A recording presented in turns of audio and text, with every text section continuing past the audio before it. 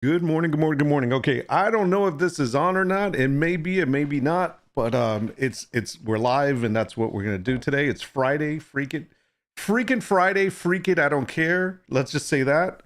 Listen, I've got an interesting thing going on today. We're gonna actually chat with our buddy Brink. You guys know Brink.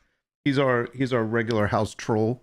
And I twisted his arm to do this. He hates being on the mic only when he has something to say about Star Citizen. But hey, you know what? That's okay. Today I'm going to make him talk about regular stuff. It is afternoon, and I did say good morning, Guino. How's it going? Good to see you, man. It is afternoon. It's 1:48 p.m. Eastern Standard Time here in sunny South Florida, where it is actually windy and 78 degrees. Mr. Nordwolf here took the actual morning off to actually get some work done, even though some of you think that I was playing games or something. I wasn't. I was actually working. Let's get that out of the way now. Let me see. I'm going to pull this over to the side and let's go ahead and welcome Brink to the mic. Come on there, Mr. Brink. Yo, what's up, guys? He's like, I Your hate favorite this. troll. Favorite troll here. You know, he doesn't sound like a troll, does he? I am a gentleman and a scholar. All right. I'll give you one of those. We just won't say which one. Fair. All right. I got my coffee. I hope you guys have yours. I'm probably a little louder than I should be. And I'm going to see if I can put you, see if I can put you a little I louder. believe I am on my first coffee. Okay. First coffee. Yeah, actually, this is my third also. I've just been using that new Nespresso machine that Hy told me to get. Okay. I think we're good. I think everything looks good. Let me see. Guino's here. Good morning, Guino. Hey, Max, what's going on? Good to see you, man. So it's going to be a little different today. We're going to talk about a couple of things. I got Brink here because there was something that we were talking about offline, and I said, hey, man, I'm about to go stream, so I don't have time for you. So, so if you want me to talk to you, yeah, isn't exactly that how it went down. he's asking me all these questions like, hey man, what do you think about this? And he's like, blah blah blah. You know, it's like that ex that you can't get rid of and they kept texting you. And so I was like, oh my god. I'm like, listen, I don't have time for this. I'm gonna start streaming. If you want to talk to me, you can come on stream with me. Okay, wake me up when you get over yourself. All right, no, but serious talk. Serious talk. Basically, what we were talking about was it's going to be completely off grid because of the fact that it's not even gaming related. For a while, we've been talking about this because I brought this up to him a long time ago, and I've always been interested in doing a separate channel for things along the lines of anything that has to do with work. You know, like anything that has to do with like real life work, not streaming, not gaming, not just sitting here chatting, but more the lines about anything, whether it's programming or whether it's graphic design or UX design or anything like that. If we wanted to build a name for yourself, I thought, well, maybe I'll put some videos up and put that on a different channel. Because I notice whenever I put anything regarding graphic design or mid-journey or anything like that here, it doesn't get as many views because people that are basically following me for this kind of coffee chat or gaming or whatever is gaming and tech related, not really related to running an Etsy business or doing programming and graphic design. So in doing that, the question has always been that if you start a new channel, do we start a new channel under our real names or do we just go with our regular, stream names? Do we keep, and that's a good question, Avon. And Brink brought that up today because he says, hey man, I'm thinking of doing a YouTube channel for, my journey into his new development. And I'm just putting some stuff out there and I'm gonna let you talk. Putting this stuff out there for his journey into what has to do with UX design, and which he's really been interested about for the past, it's been a while now.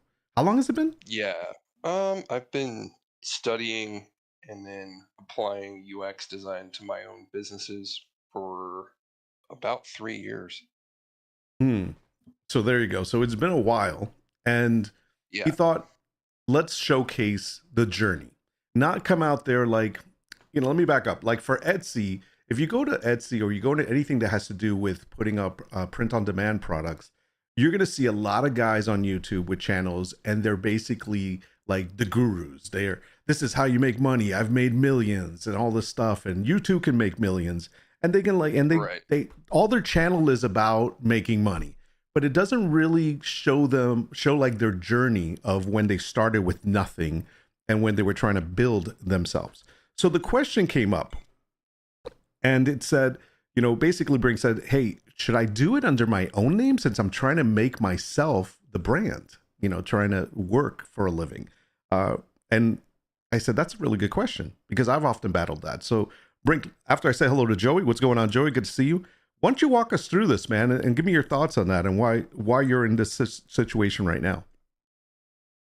Well, so, like I said, I've been studying and working towards UX design, which is user experience design, basically just as a design field within tech.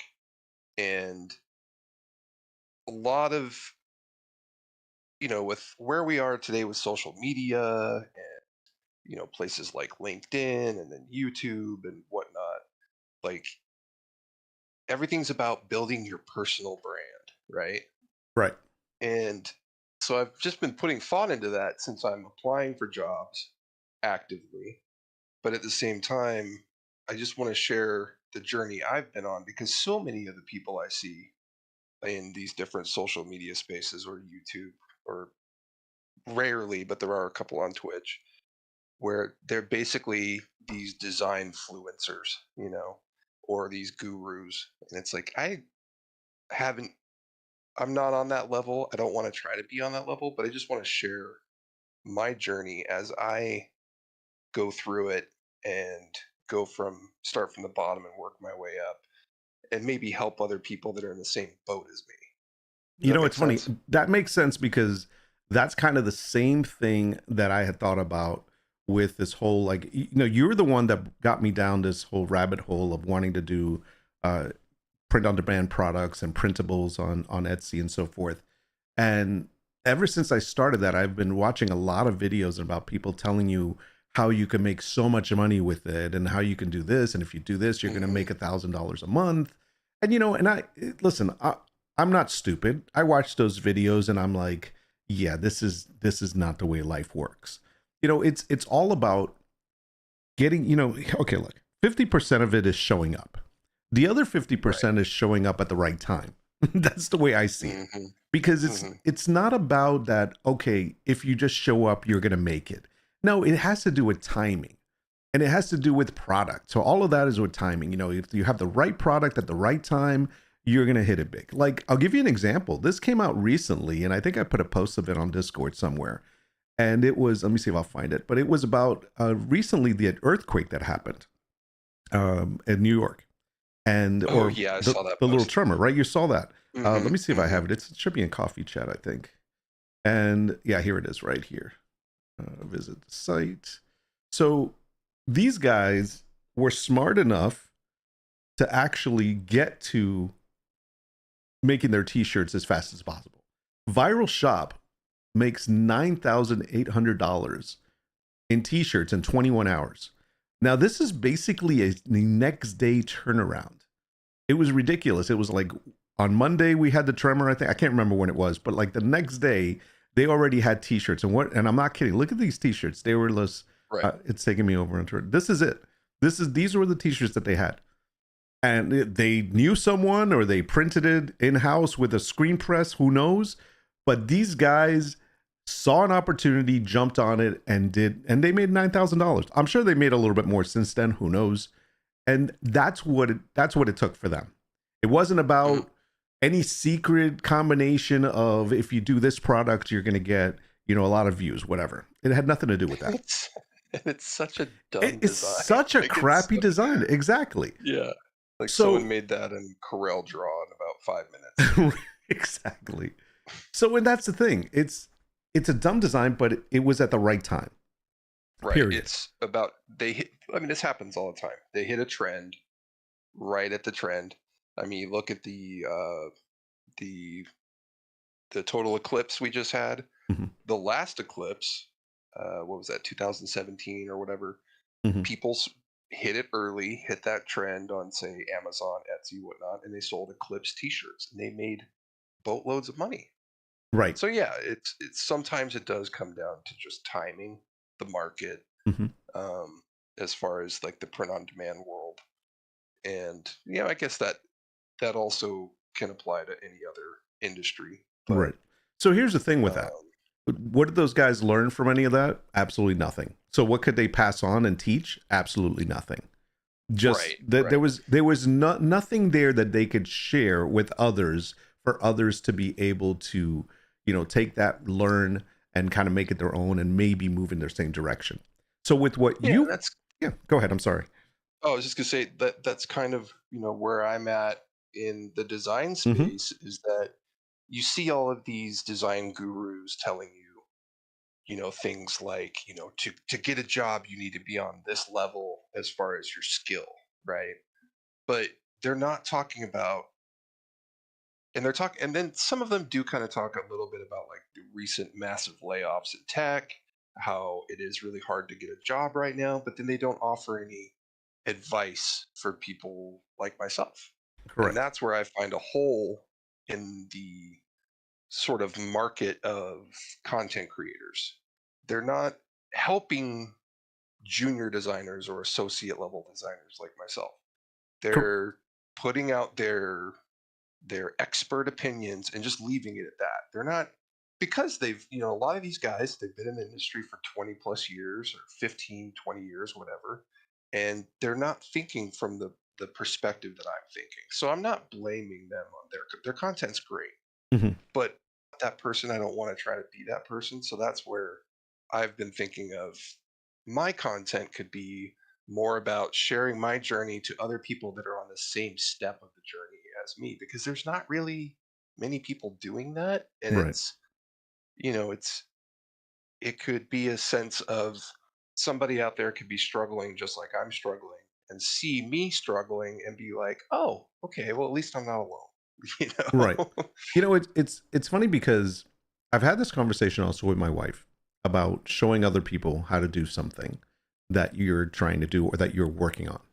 And her first reaction, because she, first of all, she does not do any social media. She doesn't do YouTube. She doesn't do Facebook. She doesn't have any of that crap. She's not interested in that whatsoever. So her outside view of this is, why would you want to tell other people how to do something you're trying to do? Why give yourself more competition? And that really was her answer. And right. and I said, and for me, I said, well, if it wasn't for other people putting up videos on how to do the things that I'm doing now, I probably wouldn't have gotten into what I got into. And that's Hmm. and that's the truth. And so it's like, I hate to be cliche about it, but it's kind of like paying it forward. But in truth, Right. the more you can teach someone how to do something, the better you are at it. Because I've always felt that the best way to learn something is when you're teaching someone else, because that means you're mastering it. Mhm. You're mastering it enough to that you're able to pass on information, not just do it yourself. Because let me tell you, I've known plenty of people, like in programming wise, I've known plenty of guys that are amazing at programming. I mean, coding wise, flawless. But when it came to Mhm. them trying to explain it to someone else for them to be able to like teach it or just even just explain what they just did, they couldn't do that. They had no that was not a skill in their wheelhouse. They couldn't do it. And I think it's really important to be able to have that skill as well, because let me tell you, if you're working with clients and you can't explain what you're doing for them, chances are they're probably going to go somewhere else. So Right. I think it's a great thing to be able to do that, like kind of show your journey, show this is the struggles that I went through, just in case you're going through the same thing. This is how I came across them and overcame them. Whatever it is, it's like it's helping the next people coming up. But Right. back to the main question: when doing this, I mean, this is like you're going out to hire a job. Like, I'm not going to go out to apply for jobs and be like, hi, I'm Nordwolf, will you hire me? That's obviously I don't do that because Please do that. one of two things is going to Please happen. just show up to every job interview. Be like, hi, I'm Nordwolf. Hi, I'm Nord Wolf. No, is that first name, last name? Yes, Nord Wolf. No, actually, Yes, no. with a U, not an O. Exactly. You know, I'm Nordwolf with a U. Exactly. But yeah, it's that overarching thing of, do you take that, everything today now is about personal brand, right? Right. And so do you put your personal brand out there as, hi, my name's XYZ, my real name, or do you put yourself out there as Nordwolf, Right. or, hi, I'm Design Dad, Right. or whatever. And I think Uh, if you're doing, I think it's two certain things here. Number one is, are you promoting a company, and that would be a brand, right. or are Mhm. you promoting yourself, for a position that you're trying to acquire? And I think that's where it comes down to. Now, here's what I think when I'm thinking about, like, your stuff is a little bit different, because when you're talking about UX design and showing your, basically, let's just call it programming. When you're talking about Mhm. programming interfaces and things like that, you're looking to be hired by a company for the skills that you're bringing to the table. So Exactly. that's not a company thing. You're not bringing a product over. You're bringing yourself over. But here's Yeah, what I think when it comes you to, are then the product. exactly, you're the product. But here's what I think when it comes to putting on a YouTube channel in regards to what you want to do.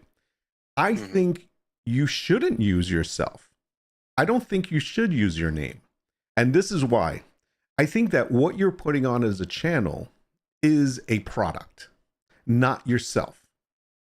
But you are using that product to showcase yourself and use it as a selling point in your resume or when you go into your interviews. And that's the way I kind of see it. That's my personal thought. Like, it's all encompassing. The product, what you're putting out there is a product that's from you, where you are the designer and you are the guy that has the skills, but it's still a separate product. And let me tell you why I say that. Well, then again, I understand what you're saying. It's like, well, if you want to be a household name and you want your name to be that product and be followed by that, well, then you can do that too, because there's guys that use their name. Like, I'm using Print on Demand as an example, but what's the guy's name? Ryan. What's his last name? I don't remember. Ryan. Hogue? Yes, Ryan him. Ryan Hogue. Okay. His Right. name is his brand. Right. Even though he has like Etsy shops and not YouTube, Amazon shops and probably Redbubble, who knows? He has a bunch of different shops and different platforms. His main thing is selling a course that he has created on how to do what he's been doing. And so therefore he sells it under his name, it's like the Ryan Hugh course or whatever. And then it might have a different name, but he's selling it as him. Now, in that case, it works. Is this guy going out looking to get a job as himself? No, he's not. He's actually just promoting his courses. But Right. He's selling himself as a thought leader in the space. correct. So what are you doing? You're selling yourself not as a thought leader, but you're selling yourself as someone that has the skills to get the job. Well, yeah. Ultimately, I think my goal would be to be both. Mhm. So starting out, I would want to share my journey along the way, but also try to stand out to potential employers with Mhm. content. I'm not going to just pretend like I'm going to be putting content out into the world just to make myself happy. Like I would be putting it on. The thing is, I would then be reposting stuff on places like LinkedIn where I Mhm. use my real name. So it kind of is whatever. Right. So If I'm going to be putting social media posts out to try to attract recruiters, yeah. then it's like, might as well just use my name at that point. Yeah, and I guess Because it comes down to that, because when you use your LinkedIn, you're using your regular name. right. I don't think it matters one way or the other if you use your real name for your channel. But if Right. if your desire is, I don't want to be known as Brinky does graphics, Brink the scum troll. or Bronk Smash Graphics, or Bronk Yeah. UX. if you don't want to be known as any of that, and you just want to be known as your name, and whether it's in LinkedIn and linking to your channel or anything like that, then I guess that's fine. I said this to you before we came on, and I really stand by this, because a lot of people are like, why don't you just use your regular name? And I started as Nordwolf, I stayed as Nordwolf. But I think one of the rules that you have to follow, and I don't follow this rule, by the way, just so you know, is as long as, if you're going to use your real name, you know that you're not trying to put toxic stuff out there. And that's what's true. Now, I can say that, and the reason I say I don't follow that rule is not because I put toxic stuff out there, but it's because that's never been a question for me. I have never been interested in putting toxic things out there. But it just happened to be that when I started doing this under Nordwolf because I didn't want to use my regular name for two reasons. One, my name is very common. That's number one. And I think some people know my name already, but my name is very common, and it didn't stand out. And I'm just like, you know what? I'm just going to use my gamer name. I've now had it since 1997. I'll just keep using that. And that's kind of what I did. And my goal with this was not to have a YouTube channel or anything like this. My goal for this was just get comfortable in front of the camera, and hey, I'll do it while I'm playing games. Not a big deal. And that's the only reason I did it. But having that information now, if I were to do it all over again, I would either do I would do a company name, or I would use my own name. Because like I said, as long as you're not putting toxic stuff out there. Why am I saying that? Okay, because of this. Very important. Everybody knows this that watches anything online. Toxic people draw toxic people. And therefore, you don't know who's going to be upset about what you're saying. And in turn, let's speak reality. There are some people out there that are not, let's say, don't have all their marbles and will make a bad decision to maybe hurt you or cause you some kind of frustration by knowing who you are. I think that was my dog. And so that's a big worry, especially if you have family and things like that. But if you're not, like, listen, all my stuff is basically positive.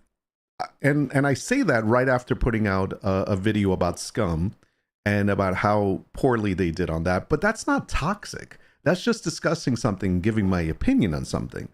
And even in it, I said, I'm not trying to put anybody down, and I've never said you suck and you should quit. I never said that.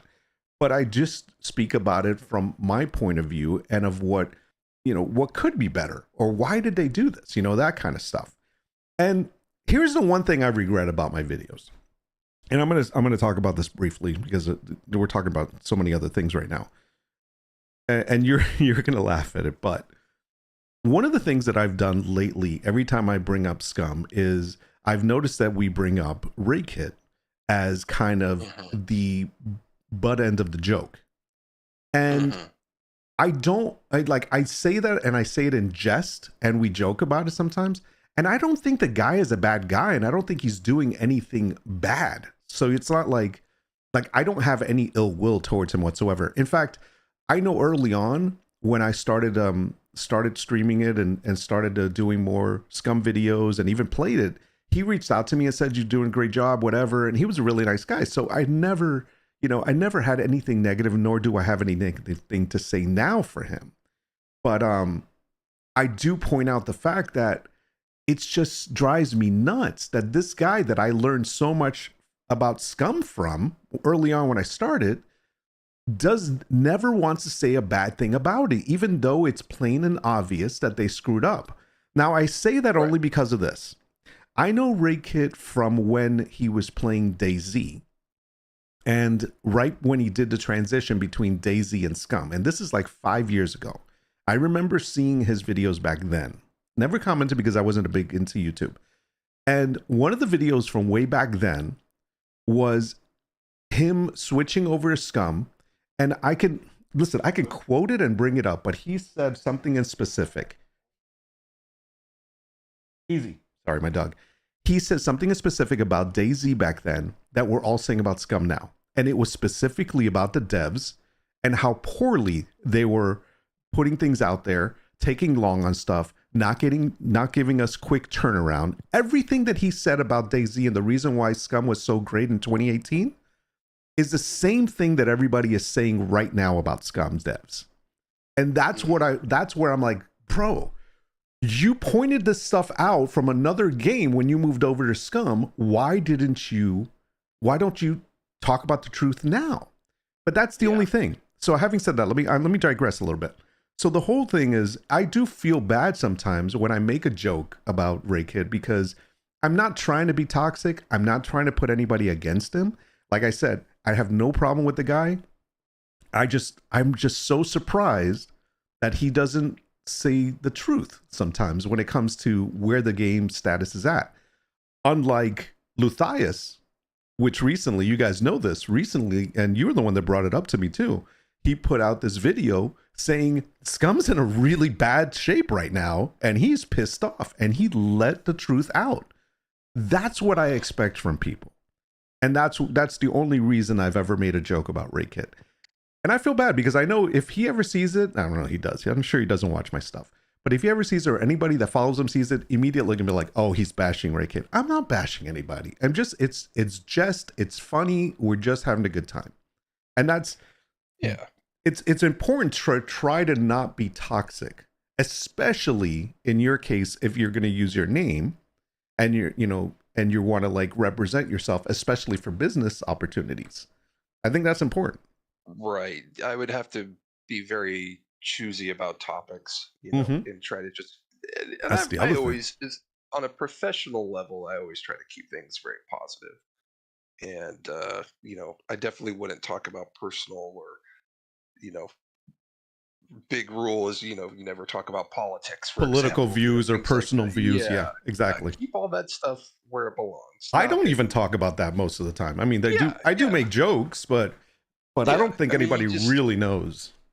There's a time and place for things like that, and it's Right. not in our online forums or space that we're in. So No, I just read Guino's thing. You did say it was a good game. I called you Nord Possible. the whole thing with Ray Kid, I give the guy crap. He's a good dude. Right. It is what it is. He's the biggest white knight for the game, Mhm. and so of course we're gonna pick on him because he's white knighting so hard. Right. But it's all in good fun. Like we're not, I don't have anything personal against the guy. Right. I mean, he's we've a all great white content knighted. creator. Yeah. We've all white knighted. We've all drank the copium and the hopium. Mhm. Like it is what it is. But he happens to be the current biggest white knight, so of course he's going to catch some flack about Right. it. And there's always got to be at least one white knight, or else everybody's just going to be like us, complaining about everything all day. Correct. Exactly. And that's why it's like everyone's like, how come you don't do videos anymore? I'm like, do I really want to complain about this game all the time? No. I can't even play it right now. No. I uninstalled it. I hate to say it, but I did. It's off of my main machine. I'm just like, I still have it on my main machine.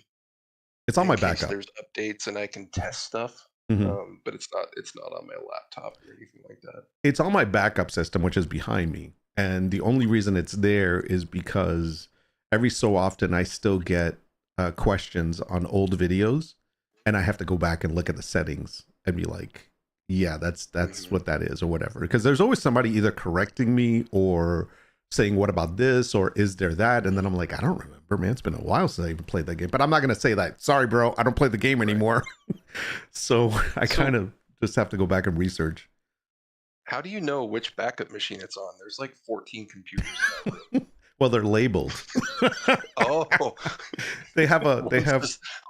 one just says scum. Exactly.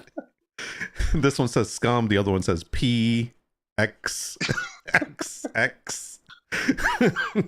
So They're labeled in alphabetical order.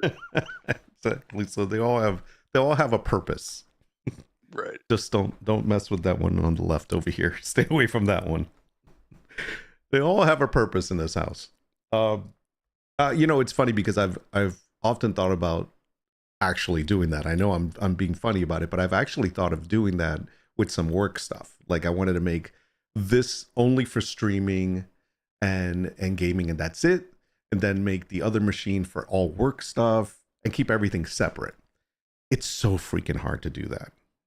Because if I'm sitting here, I want to just get my work done. So I'm like, I'll just do my work while I watch this or play with this or stream or whatever. So it's hard to like separate. Oh, when it comes to taxes, for you guys that haven't done taxes, guess what? They're owed. You owe taxes on Monday. But when it comes to taxes and doing that, one of the things that I don't deduct is my room, my workspace or my computers. Because if you've ever had to do that, you know that you have to do like whatever percentage of it you're using for specifically for work. And then the Right. depreciation value of your devices and whatnot. I'm like, you know what? Screw that. I don't know. I Mhm. work all day and I play all day and I have no idea when I use it and how much I use it. Mhm. And it comes ridiculous. I think the one thing that I do deduct is the internet.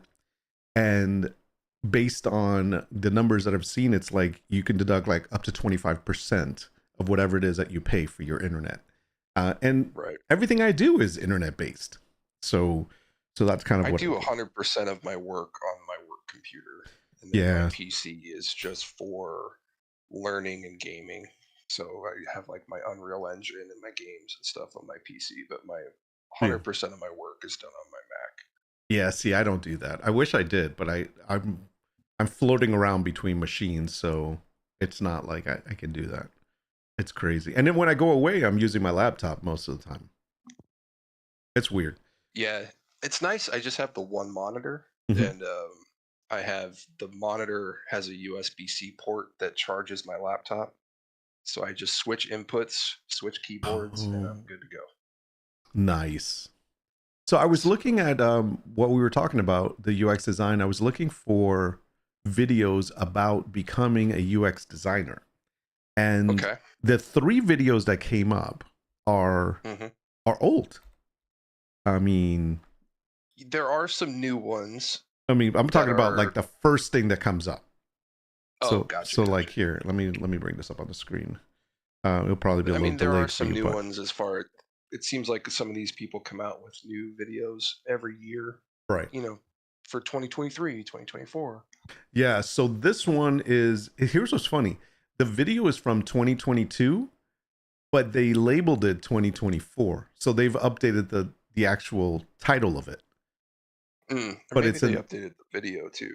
I I'm not don't sure. well, I don't know. I wonder. And here's another one 2020 and then the other was 2023. Now I haven't clicked on any of these, but this is the kind of stuff Oh, like okay. you see what I'm saying? It's like it says their date, the original date of when it was Right. posted, but then you change and I've You done see the this. if you see the bottom one out of the three, the one from Career Foundry, they're sort of like a big Yeah, okay. UX boot camp kind of place. Yeah. So these are. I'm not familiar with the guy in the middle. Yeah, I've no Oh, AJ and AJ Smart. and Yeah, Smart. AJ and Smart is sort of a consultant sort of company. They are. They do have a big YouTube channel, so they do come out with fairly often. They come out with new content.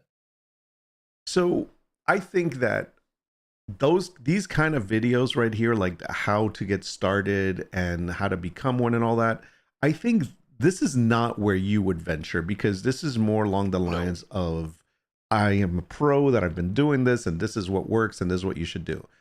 I think yours is more along the lines of a day in a life. You know what I mean? And Yeah, it's sort of that, and then also like talking about fundamentals right. and theory, Mhm. See, like the laws of UX, things like that. see, I've been trying to do that, and I think I'm doing it on the wrong channel. Let me go to my channel for a second. So I'm doing this on. Let me see if I can. All right, there we go. So I haven't done. I've stopped doing it because it's not really tracking as much. Let me go back to the screen here. So on my channel, I wanted to do like a print on demand area, and then also an AI generation talk and try out whatever. And when I look at like views wise, I mean, this has been up for 5 months and it's like frustrated with print quality issues, whatever, 40 views. Here's a how to make a word cloud art for print on demand. 2 months ago, 86 views. Now this one was the only one that actually got a little bit of traction. It got 530 views from 3 months ago, and it was like passive income through print on demand is a moneymaker. And the reason, and I think it's because of the fact that it's the title. But if you look at Yeah. the thumbnail itself, actually says, can I make this bigger? Yeah. So the thumbnail itself actually says, let's talk print on demand, realistic view from a beginner. So I think there's two things that worked for me there. One, that's the whole reason I put the video, because I wanted to talk about what it really is like, and then talk about these videos that I've been seeing about it's a moneymaker. It doesn't work that way. And so that's why that video actually did well. And it was only 4 minutes and 51 seconds. So this is the kind of stuff that I want to focus on when it comes to doing more videos, but I can't do it on this channel because it gets hardly any traction. It's the same thing with the Midjourney stuff, like doing anything to Midjourney and showing people how to do these prompts and whatnot. I mean, look at this. The views are more like 16, 23, 26, 45, and they're like 1 month, 5 months, 5 months, 5 months. As opposed to if it's SCUM, yesterday's video is 276 views already. And all it is me kind of reaction ranting to the gameplay trailer. Even when I look at the Coffee Chat AI Stable Diffusion regional prompting, which is actually showing people how to do that, 8 months ago, that one got 233 views. So it's getting something, but it's just not reaching the right audience. And honestly, I've been thinking about the same thing. I've been thinking maybe I should do a separate channel, because let me tell you, this is really the line of work that I'm more involved in now, is talking to people about how this can help you, or even like, listen, let's talk print on demand for a second. I can talk to people locally about where do you get your supplies when you're ordering something for your company events? Are you ordering some random printer somewhere? What if you wanted custom done and someone locally that that gets you a better deal? That's me. You know what I mean? And so it's like, I can get those deals. Now, if I build a channel that is solely on that is like directed to local and online businesses, this is how easy we can get this done for you, or look how easy, or whatever. It's a kind of a business promotion channel for me. And that's kind of where I'd like to have something just like you, through LinkedIn or through Facebook or through other social media platforms, where I can link to it and be like, check this out, or watch this video, and then generate some kind of business from it. That's really the goal and the idea. But am I doing it under my name, or am I doing it under Nordwolf Designs? I think I'm doing the latter. Yeah, you would want to do it under a business name, I would imagine. Right. Because you're not the product. Correct. So I think I don't know. I'm still leaning towards, in my case. In your case, it's different. I am the product. Right. But yeah, in your case, you would want to, and it doesn't even have to be Nordwolf Designs. It would be, you could come up with, some sort of design studio that doesn't have the same name as your gamer stuff, so correct, it doesn't really like overlap or confuse people. But I am Nordwolf. Right.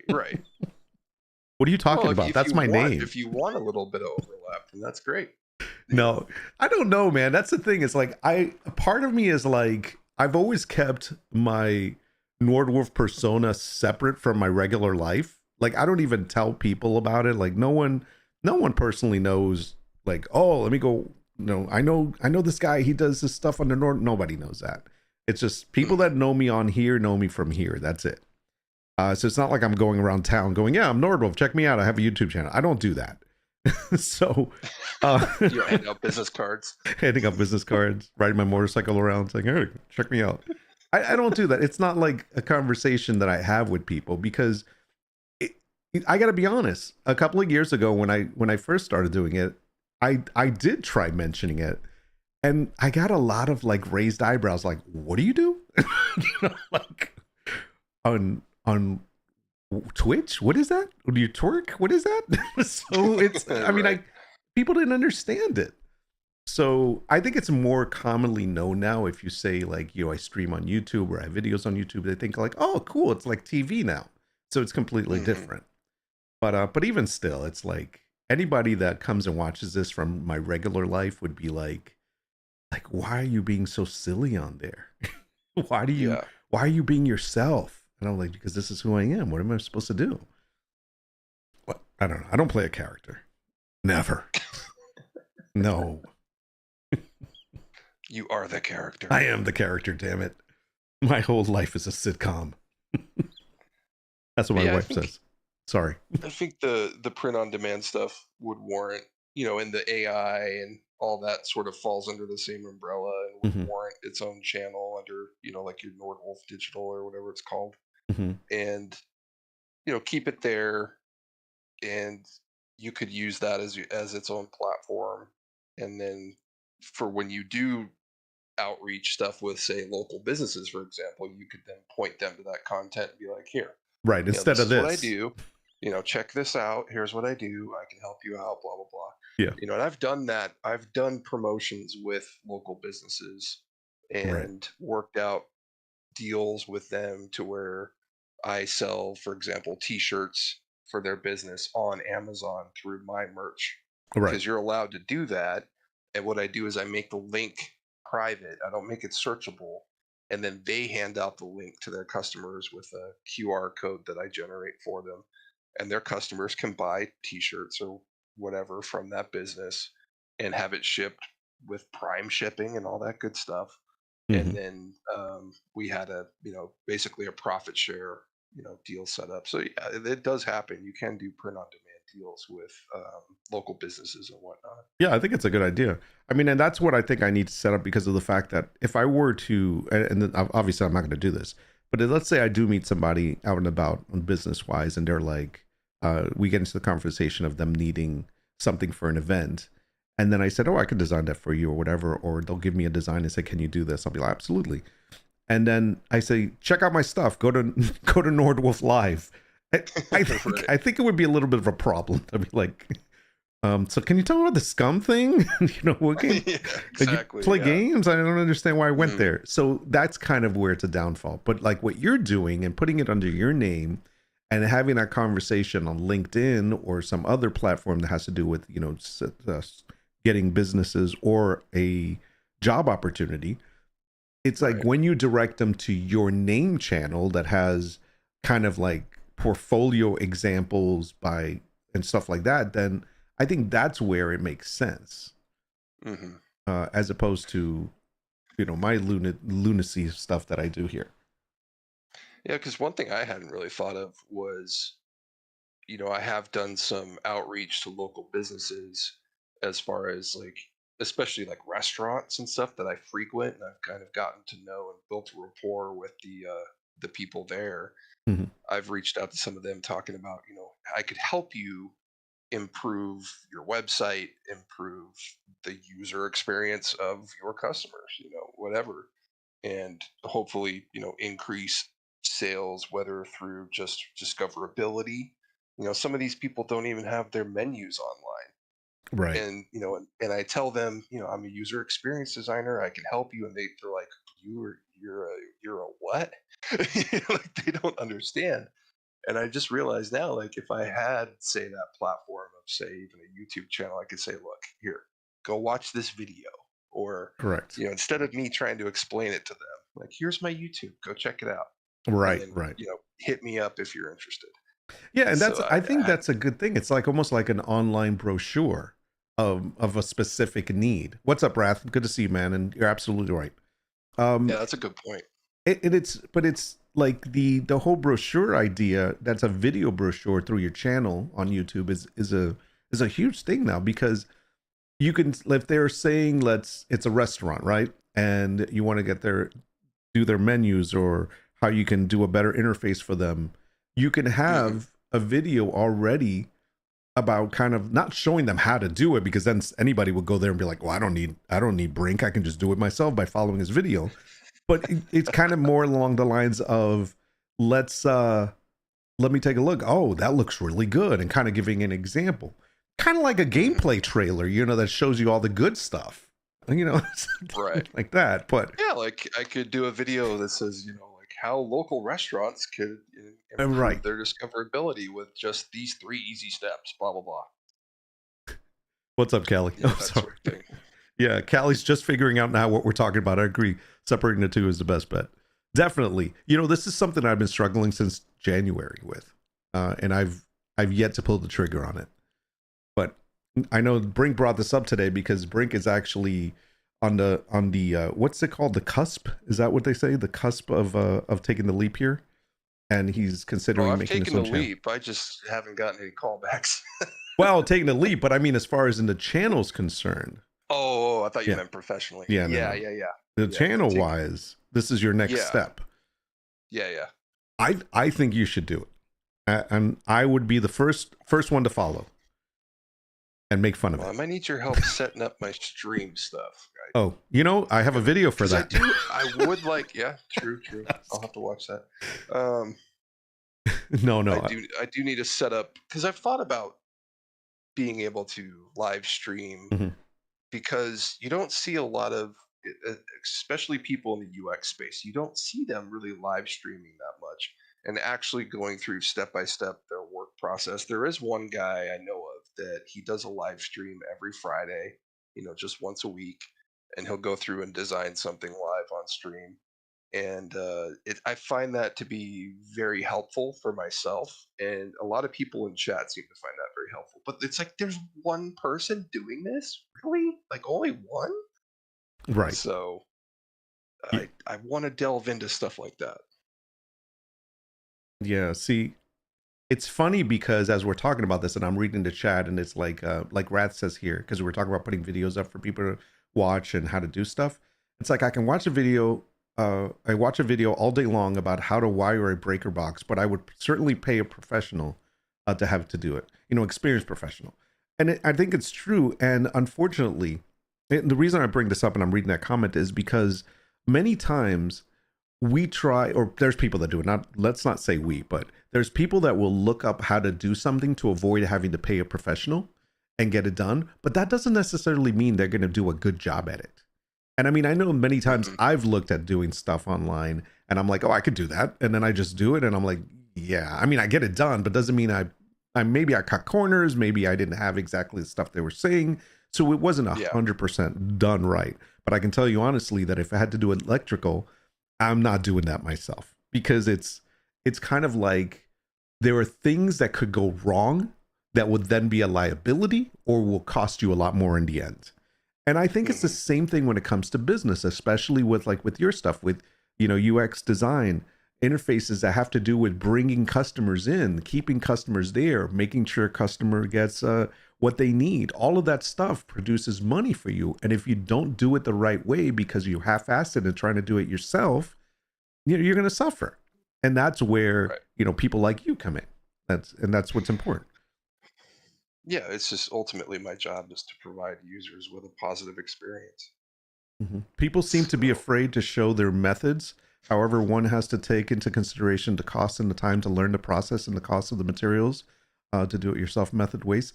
So that's something that we talked about earlier, that we said that my wife would say to me, why are you going to show other people how to do what you're trying to provide for them and give yourself more competition? And at first, and I agreed with her at first, but then the more I thought about it, I was like, well, that's how I learned to do stuff.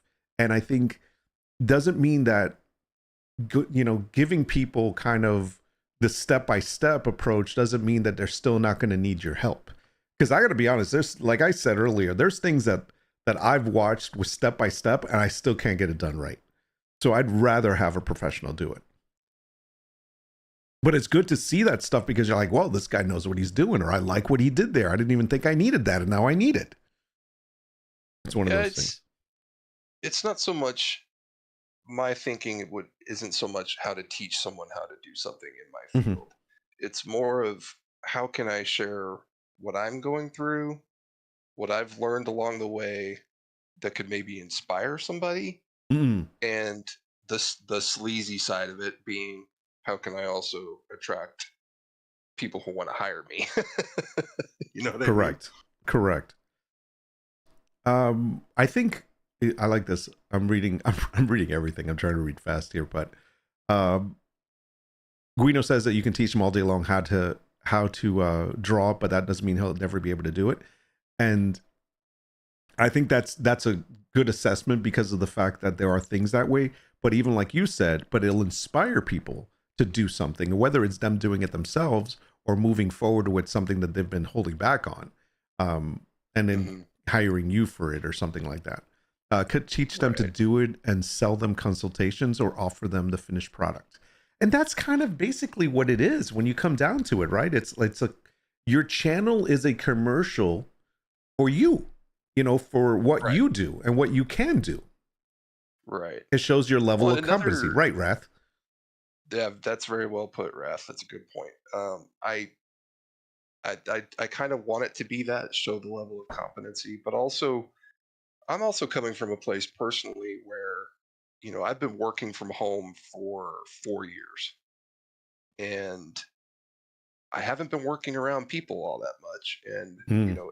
it would give me the opportunity to work on my speaking, my public speaking, if you will, and, live streaming, chatting back and forth with people, that sort of Hmm. thing, and get myself used to that again. I haven't even been on a job interview in 15 years. Dude, I So, like, just my speaking ability alone needs a little work, those soft skills that I need to work on and bring them back to where they used to be. my Because I used to last be job, very good at that stuff. yeah, well, my last job interview was Hmm. it, the last It was century. April 1st, right? You got No, that job. yeah, that's right, that's right. No, no, it was a last century. Okay, it was Last in the century. 1900s. Wow. No, really, it was the last time I had an interview was 1990. I'm thinking 7 or 8. My last interview was 2000, probably 2004, 2005, maybe. Yeah, No, no, no. I take that back. 2008. damn, yeah. Everything for me since then has been more of a conversation. Like they already knew who I was, what I did, and it was just like, Hmm. "Do you want to work with us? Sure, let's go." It was one of those, Yeah, but not a it wasn't not a a formal formal. interview. No, it wasn't like sending Right, out right. application. Which I got to be honest, like I started doing that last year, and I started working on that, like sending some applications and stuff. And let me tell you, it is really hard out there. And I Hmm. felt the same thing that you were feeling because I'm just like two things. Number one, I haven't worked around other people since like 2017, and Hmm. I haven't interviewed since forever, and I really got a lot of anxiety about that. And I didn't Right. know. I'm like, I don't know how I would feel working along other. I mean, if no, listen, push comes to shove, if I have to do it because it's absolutely necessary right now that I do it, I would do it. Um, Thankfully, we, and I say we as in my family, we're in a good position. We're in a we're what we're doing right now works for us, and we both have agreed on it, and we both are fine. But this is not what's staying forever. And Hmm. honestly, for me, kind of like you, it's like I want to be in that social environment again. I just don't know how or capacity. Hmm. And so that's where I'm like, I'm trying to build something so I can bring people in and then can kind of like get it going instead Hmm. of, here, I'm gonna be honest.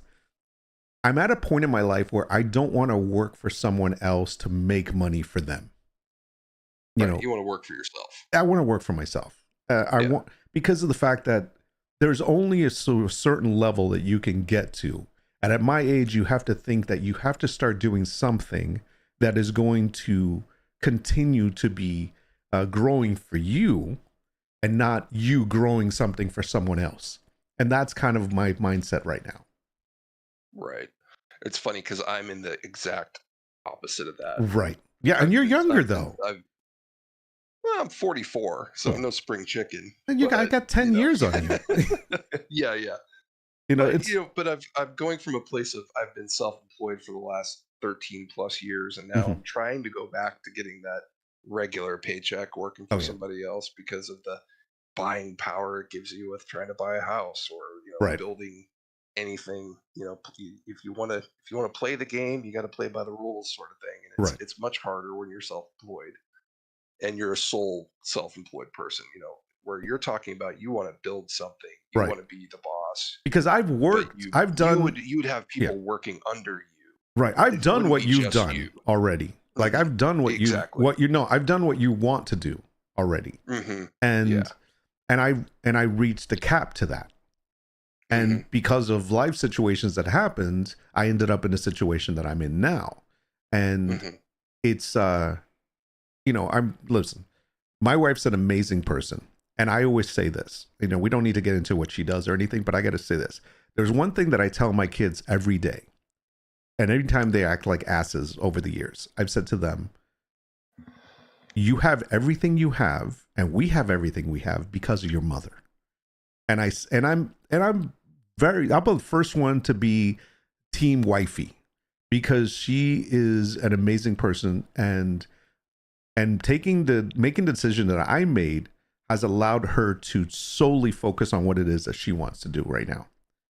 So that works right now, but that doesn't mean that's the way it is forever. And but I did my share of what I had to do when I had to do it. It's just one of those things that right now I have the opportunity to consider creating something, to build something. And if you can take that opportunity and make it happen, especially now, my kids are basically grown. I mean, they're not fully grown and out of the house, but they're at an age where they're fully functional on their own. We're still there for them. We're still helping them out, but we have to start thinking about us now. And that's what I'm trying to do, is trying to build something for us. And that's kind of the point. Because otherwise, I don't want to see my future with my wife of never seeing her, because we're both out there working also, and come home, have dinner, go to sleep, next morning starts the same thing. And it's like, what the hell are we doing? It's like, that's kind of the way I see it. Yeah, that's kind of where my wife and I are right now, as far as like we're just on the grind, working Right. hard, And I would like to eventually get to that point down the road of, the natural progression is, especially the way it seems to go in the tech industry, is you work for, 3 or 4 tech companies over, say, 12 to 15 years, and then you go off and start your own startup.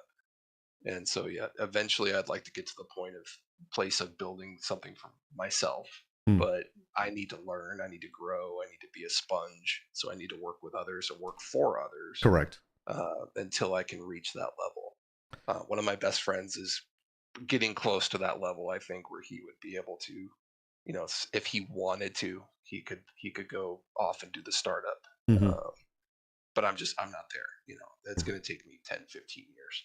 And I'm fine with that. I will put in that grind, and I will learn and sponge. And I've been a lifelong learner. I love to learn all about it.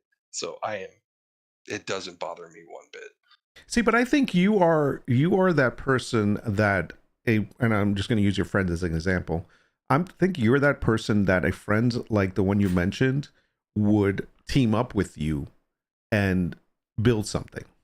You know what I'm saying? That, like, oh yeah, for sure. You are definitely that guy on that wheel that's needed to like build something and build something together with. And I think that's a great thing. Yeah. By the way, hone those skills, like Rath says, it's true. Those social skills.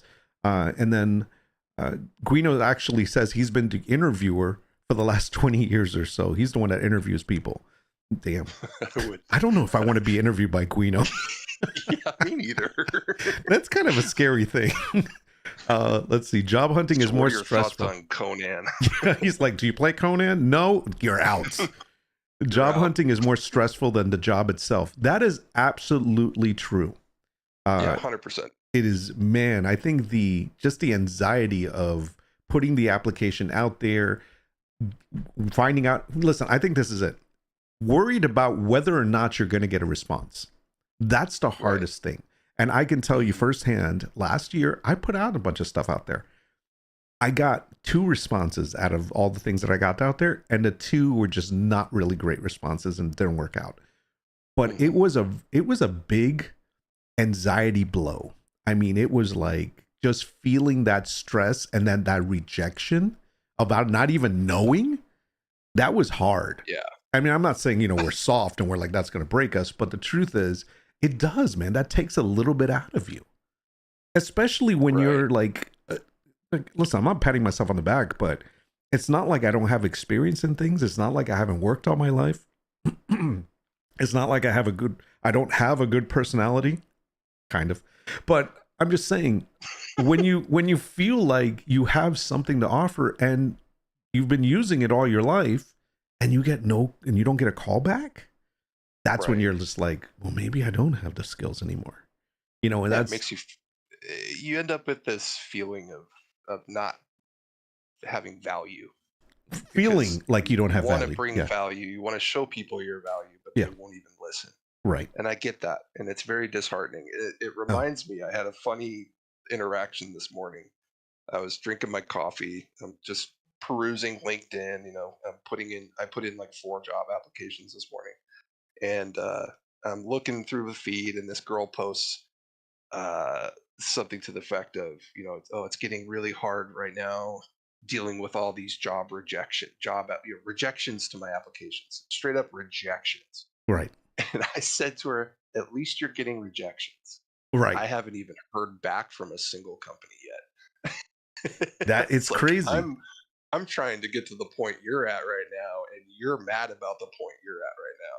So it's Jeez. like, it's count your blessings. But it's so And true. It's true. Go ahead. and these rejections, it's like, I granted it's stressful. It's anxiety inducing. Like I told you when I messaged you on Discord this morning, it's like I put in a bunch of job applications. I was both excited and terrified at the Mm-hmm. exact same time. Like I Mm-hmm. get it, but I try, at least for myself, if there is a rejection, I try to take it as, well, then it just wasn't the right fit. Something down the road. Every door that closes just opens up another one. I try to not be some like positivity, but nutter about it, but I just try to keep my head up about it. Yeah.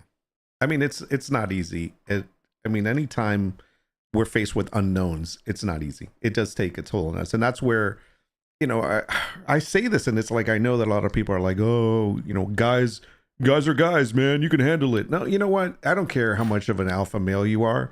You got to understand that sometimes you can get a little dink in your armor, and that's okay. There's nothing wrong with that. Right. Rat said, especially growing up in a time where you could walk into a business and shake somebody's hand and meet the person who does the hiring. Now it's an algorithm. Algorithms are a-holes. No, but Yeah. it is true. Nowadays, you don't even get to a person. I mean, we all know that AI has been used in one way or another when it comes to online job applications. You really think they're looking at every single one? No, they're No. not. It's meant to to pinpoint specific things about a person that they're looking for, and then if they see it, that one gets printed out. But that's it. If it's not the fit, it's not the fit. You won't even get a call. Yeah, I mean, I used AI to help me write my resume so that it would get past the HR AI to get me in front of a person. Like, that's the world we live in. It's crazy. Yeah, it's all keywords. I'm Keywords still and metrics. Like, do you yeah. fit the metric that they're looking for? I'm still a big fan of just having a conversation with somebody at a coffee shop or somewhere else, and then just realizing that you have something that they need and that you could offer, and then just starting. You never know what comes from that. I love that. Like, because most of my life, my opportunities that I've had have been from meeting people and just having a conversation. And it's like, boom, I get a call from them, and then it moves on from there. And it's like, those are the days that I live on. Nowadays, we're so disconnected. I mean, and we all do it. I mean, how many times do you look on Amazon instead of saying, I'm going to go over to Target or Walmart nearby and buy something? Like, nah, I'm just going to order it on Amazon because you have your phone on your hands. Yeah, man. Old school. I love old school. Yeah, me too. Oh, and it's funny because, there's, not to get into specifics, but there's a huge, huge company that I would love to work for. And I have been sending in applications, but not just on the corporate level as a UX designer. I've been sending in applications to some of their like retail locations. He wants to work for Twitch hot tubs. Yeah, I'm gonna be the hot tub cleaner. But I put in an application to one of their retail locations, for example. Right. And then afterwards, I went in and I introduced myself to the manager. I did some shopping and I said, hey, to the cashier and say, "Hey, is your manager around?" They're like, "Oh yeah, he's right over there." I'm like, "Okay, cool." And I just walked over, introduced myself, like, "Hey, put in an application recently. This is why I'd like to work with your store, because ultimately I want to Mhm. work at corporate Mhm. and I want to know from a base level what it's like for your customers because Right. this is my ultimate goal." And so I just wanted to introduce myself because I am that old school that I want to shake hands. I want to meet them face to face and not just try to get through some HR AI gatekeeper. Exactly. No, and I think that's important. If you could do that, I mean, it'd be great if you could just apply locally and be able to go to those places. Sometimes the hiring, especially when you try to apply online, the hiring is done like in another city or another town. I'm sorry, another state, and that's where it's like, yeah, all Yeah. right, I'll do a phone call. I don't know. I talked to a recruiter this morning from a major corporation that's a U.S. corporation. The Mhm. recruiter is from Africa. I No was like, way, it's what a crazy. world we live in, That's man. outsourced, man. Yeah. I mean, it's just what a world we live in. Oh, I don't know. It's So, I don't know. It's one of those. I've often thought about actually opening a bed and breakfast and just living right next door to it or something. I've just thought retire. about Just retire. I've had so many business ideas that are on like the chill level, Mm.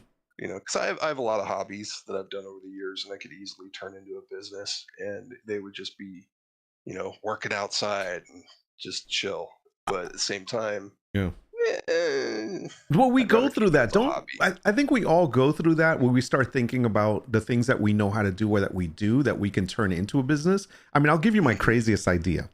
My wife said no, but I thought I'm like, I cook every day. I love cooking. I cook well. Mhm. I can make a great meal. And I thought, what if I sold out my dining room and had people come over to eat at my house? And I would Mhm. just cook for them a home cooked meal. Yeah.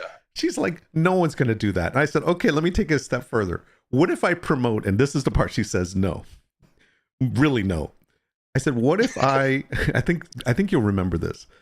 What Dinner if, parties with Nord. yes, what if I did dinner party with Nord on stream and I would go to people's houses? I would travel to my viewers and cook a meal and stream it for them. Me and Guino would just be trolling the whole time. So I would be like, I would just stream and be like, and you too could have Nord come to your house and cook for you. Yeah, no. I mean, if you want to start a catering business and run it out of your kitchen, that's one thing. But that whole thing you just brought up, just no. You know, Absolutely no. I Just was no. like, Brink, I'm coming to your Shay, house. Shay Nord. all, all you have to do is provide a place for me to sleep. That's it. Oh, Here's not the best idea I had, but it's one of the random ideas I had that I was actually legit really into the idea. A food truck that just does gourmet nachos. wow, that's damn. That's pretty simple just to get that together. I even thought about it. You know those Yeah, little electric pizza ovens? Those yeah. little thin, like 4-inch tall ones. You could just stack a bunch of those in there and just boop, boop, boop, boop, in and out. Like, Didn't you we could do talk? like Wait, you we could do like, talked you about could do like, this. yeah, it was an idea I had years ago. And I always thought it was a cool idea. You could Yeah. make, like Korean barbecue nachos. And then Yes, that's right. I even had an idea for some vegan nachos. I was going to name them the Natalie Portman nacho. She's a very Nice. famous vegan. So Brunch smash nachos. There you go. see, Guino's in. Yeah. Oh, and the stoner nachos. Got to have the stoner nachos. Didn't we That's say that there was fully a guy that loaded. was doing that though? Yeah, no, it was a bar that I used to hang out at in Seattle. It was off. It was an off-menu item. You had to know about it. It wasn't on the menu. It was called stoner nachos, and it was fully loaded nachos on nacho cheese Doritos. Oh, here it is. Hold on. The Nacho Wagon. Here, Yeah, I'm sure other people have done nacho trucks, but I just thought but it would be great. they're not Brink. Yeah. There's the Nacho Wagon. Oh my gosh. You know, I've never on been a smashed fan of nachos, but Dude, nachos are life. I don't know. I'm not. Nachos and tacos, bro. Oh, All day, these every people day. are in Tampa. The Nacho Wagon. That's I crazy. love Tampa, by the way. Really? I've partied in Ybor many times. I have a friend. love me I have some a friend Ybor. that lives there. I have one friend that lives there. Okay, I have one know a guy friend. that owns He happens to live that there. has- That's your extent of knowledge. I mean, look at those nachos. Tell me you don't want them. Okay, if I were to eat one of these, first of all, the wagon sauce loaded nachos looks disgusting. What the hell is that? Yeah, that's bad that's naming convention right there. Is that after the nachos? I mean, I'm just saying. All right, if I had to choose from these nachos, excluding the wagon sauce loaded nachos, I don't know what the wagon sauce is. I would probably say, let me see. It comes out of the exhaust pipe of. Oh my gosh, refried beans, no. Taco seasoned ground beef, nah. Pulled pork. I would go with the fajita seasoned shredded chicken loaded nachos. That sounds good. Yeah, I would probably do that one. Man, I would do some like weird fusion stuff. You know, get some different. I like the Korean barbecue ones. Yeah, that would be so good, dude.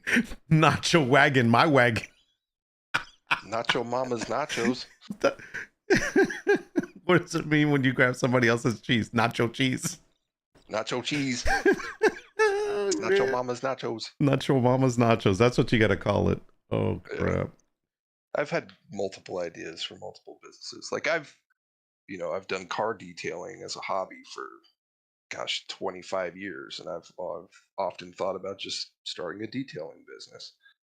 Man, that's a tough business. It is a tough business. Yeah, it's a lot of work, but not just that. It's just getting the work is a lot of work. I mean, it's hard to like. I have some pretty big connections in the car world in this area through family members that are really into cars. So I mean, big connections. I think one of the businesses my daughter's boyfriend was talking about was something related to that. And I'm just like, unless you have the connections, there's no way that does not work. That's a hard business to get into. Yeah, it's relatively hard. I mean, I could see like buying a location that is already like a car wash place, a car detailing place, and then just buying that location and taking it over. That's different than starting it from scratch. There's actual in that space. There's actual detailing franchises. Oh, within the space. Yeah, you can buy a detailing franchise through a certain couple of different companies. Interesting. You know, no joke, no kidding. All kidding aside, I'm serious about this next comment. I really wanted to own a landscaping business. Like I almost bought one. Like I saw it for sale. Like somebody was selling their business, a certain number of like properties or whatever. And I almost bought it. I was like, yeah, I wanted to own it. So, but I just somehow or another, I backed out of it because I think I talked to someone and this is going to sound kind of, I don't mean this offensively to anyone, but, and remember, I'm Spanish. So just keep that in consideration. But the person that was in the business or in that type of business for a while had told me, not that specific one, but a different one, had told me the turnaround on employees was really tough. In other words, you had a lot of people that didn't show up for work. Just for whatever reasons, you had to let go. And it was like constantly looking for new employees. And it was really tough. And he's like, there was very few that you would find people that were like, that you would be able to keep for a long period of time. And, whatever. And I was like, wow, and I kind of like remember over the years, I thought back about all the services that I've had in both of my houses that I've owned. And yes, and it was always somebody different. It's kind of like my pool service. I thought about that too, like pool service, because somebody told me, hey, whatever. And I'm like, okay, maybe I could do that. And it's the same thing. It's like my pool guys that come, I have a specific company. it's like every other week it feels, and maybe I'm exaggerating, but it feels almost like every other week there's somebody new. And when I ask, hey, I thought so and so was doing it, oh, it didn't work out with him, and it was just like, holy crap, what the hell? It's a turnaround time on these Yeah, businesses. You spend more time as a business owner finding employees than you do actually right. running the business or growing the business, and that would Hmm. suck. That's the only Yeah, reason it's I'm not hard gonna get until it. you find the right people. And Right. once you find the right people, if you're lucky, Yeah. and then they'll stick around, that sort of thing. I almost feel like Which, if I got that business, I would probably try to partner the main manager, like put somebody as a manager and partner with them. Say, hey, you own part of the business, and your job is to keep keep the guys happy, keep the people happy working. And anytime you have to replace somebody, you got the connections, you know who to get, and kind of like that way, it's off of your plate, and it's just as hmm important to them. But that's a tough business, man. Makes money though. You got to be honest, it makes money. yeah, my best friend, when his dad retired, he bought a pool cleaning business just to keep himself active, and Mm. he's down in Arizona where it's really hot, so he Mm. would work from very early in the morning. He'd be off by like noon and just be done for the day. Yeah, I got to be honest. That's not something that I've actually checked off as far as like not going to do it, because if that's the kind of business I'll end up doing, I mean, think about it. In Florida, here, you know how many pools there Yeah, are? It's freaking ridiculous. yeah. See, he's in Phoenix. It's like every house has a pool. Yeah, I mean, So geez. What was the other one I've seen? People with dog washing mobile businesses. yeah, mobile dog wash Mobile. is a pretty You know popular what I one. need right now, and I'm looking for? Not a business, but I actually need the service. Car tints. Like I need to tint my daughter's cars and to car windows. Most like bigger detailing places will offer tint services and I even wrap. A I lot of them will cannot do wrap as find well. one near me. Really? Yeah, I'm Hmm. telling you, I even looked, and like there really is like, okay, so in the area around me, I checked to see what there was, and most of them do house tints and boat tints, but they don't do car Uh, tints. And I'm like, what the Interesting. hell, man? It's like they only want to do houses and boats. They don't mess with cars. And I don't know, Hmm. maybe it's a price point thing. I don't know, but Yeah, maybe it's just not worth their time. I mean, you could always go to the dealership. They're going to overcharge you, but that's they what, probably do yeah. I tint. asked the guy in the dealership, and he's like, I wouldn't do it here. I'm like, yeah, but where do I do it? There's like, I'll have to go down south somewhere to Right. like freaking Miami or something. It's crazy. Oh, So poor you having to go to I Miami. Boo, have to go boo. to Miami. I go to Miami for the weekend, man. No, I grew up Yeah, in Miami. I don't want to go back there. you gotta look at, is it worth their time as far as a business perspective? Like, is Yeah. doing tinting worth their time? A place like Florida, I think it would be. It's very sunny. Everyone's got window tint, so it's kind of odd. You have trouble finding somebody in your I area. know. I'm surprised. I That mean, I do there's a hole in remember. the market you could fill. There you go. I can be a tinter. No, there was one guy. Remember, he delivered food to me. He was like an Uber Eats guy, and he asked me if I need any car detailing. He did car detailing and tints, and I'm like, no, I'm good, thanks, man, because I don't know who this guy is, and I didn't take his card. And now, a year later, I'm kicking myself in the ass, like, damn it, I should have taken that guy's card. He could have done my Yeah, tints. that guy was out there hustling, trying Yeah, to spread the yeah, word about his work, and you were yeah. just rude. Hey, dude, if you're out there and you watch this, come back. Come back. I need some tinting services. Yeah. Bring me some Chinese food and bring me your card. Nice. Snowplows up here, up in a Maine area. Last couple of years haven't been too good, too lucrative. Snowplows. That's a whole nother business. That's geographical. So let me ask you a question for your business stuff. So I know you're looking to get hired from by a company and whatnot. Um, Right. but are you even offering your services as freelance, or are you just solely looking to Not get hired? not yet. It's something I'm actively thinking about doing. I've been looking at places like Upwork Mhm. and even Fiverr, trying to I'm basically just researching platforms right now. And there are some freelance, well, there's some design sort of gallery platforms that a lot of designers share their work on that also have freelance job boards and things like that. So I'm starting to spread out. But my main focus originally was to just start, get my portfolio built, get my resume, Hmm. hit LinkedIn, yada yada, and start applying for jobs. But now I am looking at branching out and doing freelance. Yeah, I'm looking at the Just really website now. difficult because it's how do you price your work, and there's no good answers out there as far as finding that information, Well, that sort of thing. So well, that's the thing. It's like if you look like right now, I've got it up on my screen. what are you on, Upwork or? Yeah, here I'll share it on Discord. It's probably easier for you so you can see it in real time. Let me share my screen in real time.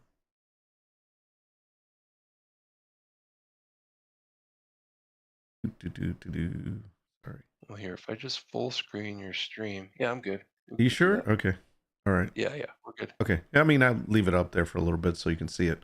But so here there's people that are offering obviously $29 an hour, $50 an hour, 59. These are just three that came up. I'm gonna click on this. Let's see if this narrows it down. It's still only three. Obviously, I'm not logged in or anything, but oh, here's some more. 25 an hour, 20 an hour. So it all depends, I guess, on what they're doing. Mm-hmm. But see, this is where here's a problem that I have with platforms like this. Everyone's trying to undersell.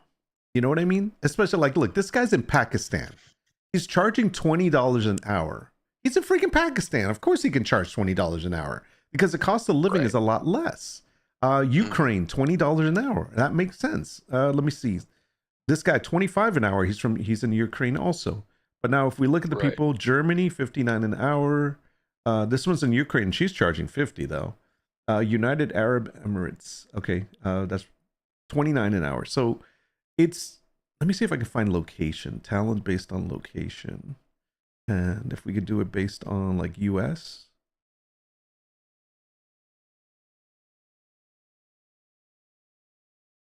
Okay, so here's where, in order to stay competitive, yeah, these guys are like 45 an hour, 46, 40, 54, 85. Damn. Web and mobile app design and development.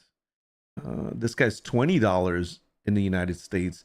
And see, when I see this, I don't think that they do crappy work and that's why they're 20 an hour. I think more that they're trying to compete with all these guys from around the world that are charging Right. $20 an hour. And it's the only way they can compete. Like they have to be price pointed at that.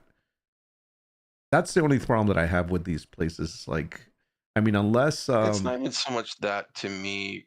It's not so much of a problem to me the what they're charging and the different range in the charging. The problem to me is I want to learn and grow as a designer, so I mhm. need to be working on a team with others because Okay. working on my working by myself, yeah, I'll get better, but not at the rate, like my first job out of college, for example. I learned more on my first job when I got out of college in like 6 months than I learned in 2 years that I was at that college. Right. The amount of knowledge you gain working on the job, especially in a team environment, it's astronomical and it's super important. And yeah, if I need to, the only reason I'm looking at doing freelance gigs right now is just to pay the bills. I mean, just Right. honestly, just to make the money. That's fine, but it's not what I want to do. So I don't really want to put that much effort into freelance because it's not, I don't want to be a freelance, Right. you know, but is it better than going down the street and getting a job that doesn't relate to my field? Sure. Yeah. What about have you thought about doing, and I'm not saying you have to do any of this stuff, I'm just curious. Have you ever thought about doing like the like maybe I don't know what to call it, a kit or something that's already that people can just buy a template? That's more web design, which UX design isn't really web design. But I mean, I could do. I mean, I have my online shop Hmm. selling digital products. So yeah, I Hmm. could start doing templates as digital products and sell them on places like Yours is more of what the creative market interface and stuff. actually does, more than what So it looks user like. experience is about the overall experience that a user has on a platform. So it's, it has very much to do with psychology, user research, user Mhm. feedback, Right. um, a lot of different things. UI, the interface itself is part of it. Hmm. The web design itself is part of it. The information architecture, the site map, but it's more about like user flows, like how and the journey of a user from start to beginning. But you could do So that though. Couldn't you do that as a product, like for specific yeah. industries? Like if you Mm, say beauty industry, or I'll give you one for example that's hot down here. Um, there's a wellness industry that's down here, so you could technically do a product that encompasses all of that for that specific wellness industry, and then yeah, I people mean, you can. can apply UX principles to pretty much anything Mhm. industry wise. It's just a matter of how would I market that, because Right, people, I don't know. because they would have to That's install it and set it up and everything like that, It's and so yeah, it's they would so need broad, somebody to and do it's that. not like a programmable solution. It's I need to know what problems your business has, Hmm. what problems your users have, what goals your business has. Yeah, I it's need a to take yeah. You're a all of that, consultant. roll that into one, Hmm. and sift through and and find the user pain points, find solutions to the problems for the users. It's not just a here, buy this WordPress template, use it for Right. your website, you'll get more conversions. It's not about it. It's very complicated. Yeah, it's more consultant work than it is just doing the work Sort of, itself. yeah, Yeah. yeah, Okay, yeah, that makes yeah, sense. yeah, Now I get yeah. why. And you had a valid point, by the way, about working with a team. You do learn a lot, because a lot of what I learned from working with other people. And so Right. I That's definitely been agree like with that that. my whole life. Yeah, Yeah. I agree with that. That's true.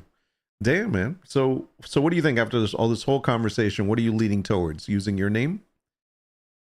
Yes, Yeah. I think so. There you go. So now do you have to come up with a logo for your name, and a certain like interface look or stuff that you want to promote on your channel?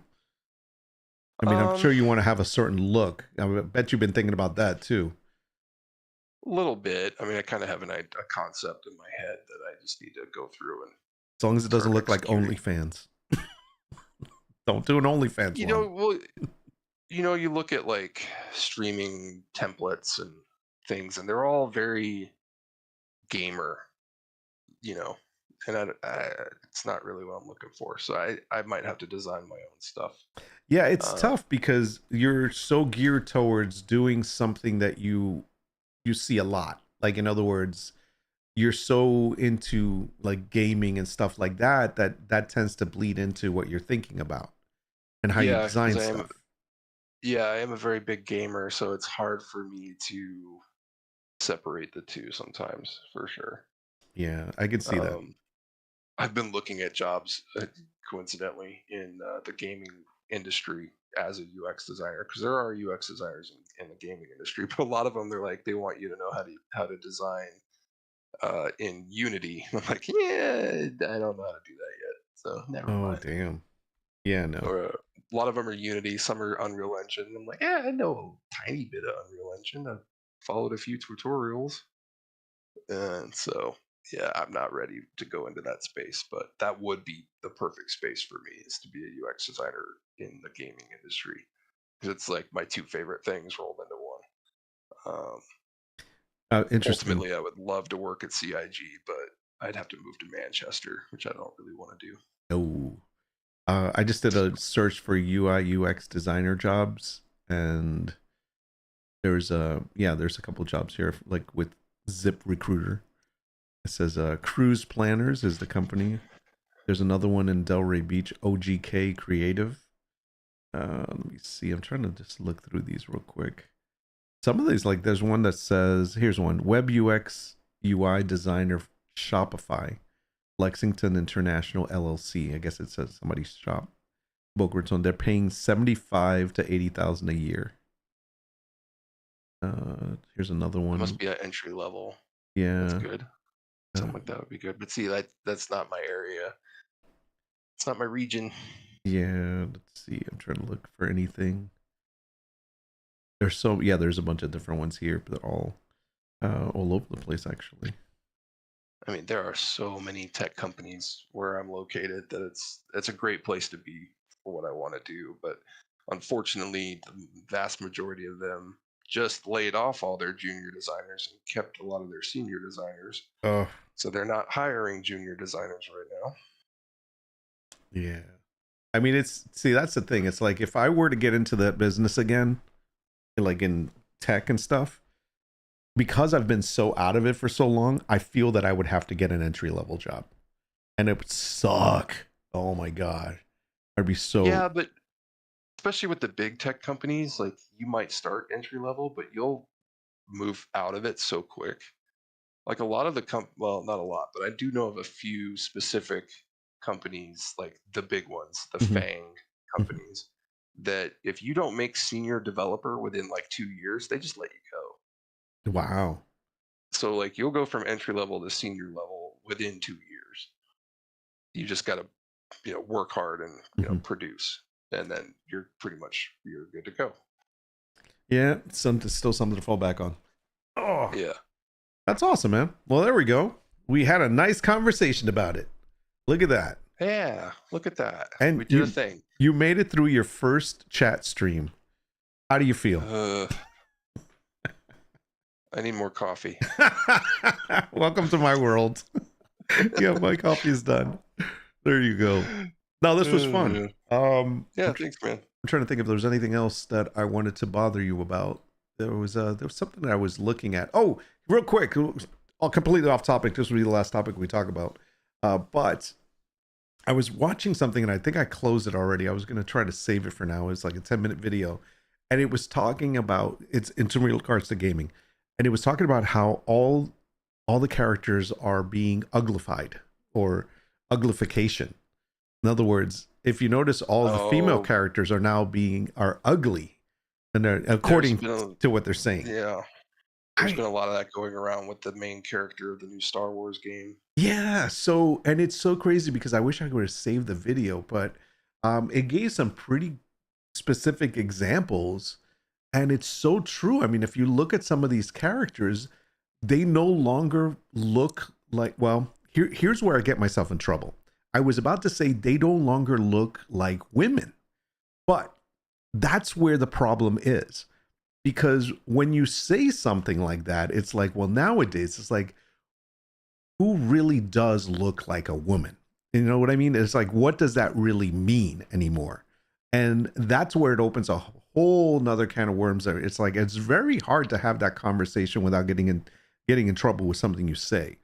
But the truth is that Well, most of the, and this is where I want your take on, most of the characters that we're seeing that are being created for games that are women are really not drawn or representing the feminine look that we've grown accustomed to seeing. How do you feel about that? I think what we've grown accustomed to seeing over the last, however many, let's say 20 years of games coming out, even, is a very unrealistic look. Let's be honest. I mean, you're looking at characters that are developed for games Mhm. that are fantasy. But it's a game. And Shouldn't it be that way? yeah, well, I mean, To a certain extent. yes, to a certain extent, it Right. depends on the game. It totally depends on the game. Personally, I have zero problem with, say, women in a game looking more like actually how women look in real life. I'm not a big I don't have a problem with it. Don't It doesn't bother me one bit. Now, does it bother me that there's also games out there with thigh sliders and boob sliders? Yeah, that's kind Mhm. of cringe. you know, so maybe someday you've got these developers that are pushing the envelope of what they want them to look like with these sliders, and then you've got the other end that are trying to make the female characters, for example, and maybe the male characters too, look more realistic. That they're not these, you know, pinnacles of beauty in every game, whatever. But here's That the you've got both ends of the spectrum. And I right. think ultimately we're going to land somewhere in the middle. We're just in this weird, turbulent time where you've got both sides fighting it out. and it's going to land somewhere in the middle. And I honestly could care less. Right. Well, here's the thing though. Like, one of the things that stood out to me. First of all, let me just say this. Wrath brings up a good point. He says, "I hate to say it, but being forced to be cautious in the conversational realm just continues to feel that mindset." That is true, and I agree. That's a really good point. It's like we feel like we have to walk on eggshells because why? We'll say something wrong, we'll get canceled, we'll be marked as that person that feels this certain way about it. It's true. I try to be respectful and try not to talk about certain things because I don't want to offend anyone. But at the same time, it's like, if you really get offended by me having a conversation, then something's wrong with you, not me. And because I'm not trying to be offensive, I'm just trying to have a regular conversation about it. So having said that, one of the things that really annoys me, and that I remember this from this video, and I wish I could find the video, I found a different one, is that it does state that just because someone looks feminine, like girly, let's just say, doesn't mean they're not strong, doesn't mean they're not capable. And that's the thing. It's like, for whatever reason, this whole push on, you got to stop making them look so feminine, they need to look stronger and whatever, that really has nothing to do with the strength. Because I know plenty of women that look very feminine, that are, let's say model looking, because of what models are supposed to be, that are still strong characters, strong people, and can probably kick some people's asses too, physically, if they wanted to. And so I don't think that has anything to do with the strength of the character by nature, by physical, by their mental fortitude, or anything like that. But unfortunately, that's kind of what it is. It's like, if they don't look, and let's say what it is, if they don't look manly, then that means they're not strong enough. And I think that's bullshit. And I'm going to call it for what it is. And that's the problem that I have. Like, let me see if I can get a picture here. You brought up the, yeah, they don't have a good representation of this video. Never mind. But anyways, like the girl from Star Wars Outlaw that's coming out. And I did see a couple of things from that. And you can totally tell that they were trying to make her as ungirly as possible. Like, she could be a guy or a girl, it doesn't matter. And that was the whole premise of that. And I'm like, I think that's stupid. Why do you have to do that? I don't understand that.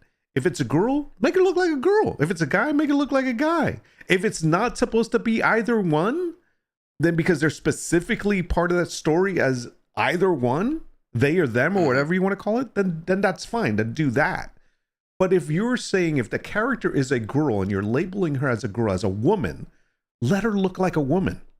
I'm not saying that they all have to be beautiful and look like, what's that new game, Stellar Blade or anything? They don't have to look like that. But that game is so atrocious. Right. What are you talking about? It's a good game. But that game is a butt simulator. It is. It jiggles. But they don't have to all look that way. I get it. I agree with that. But they don't all have to look manly or like no gender either. And that's the part that I think is like, why are they doing that?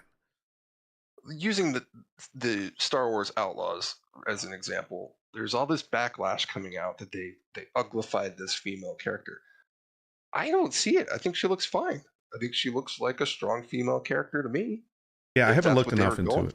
Like, it looks like she looks pretty, like, she looks a little on the young side, that she's coming into this.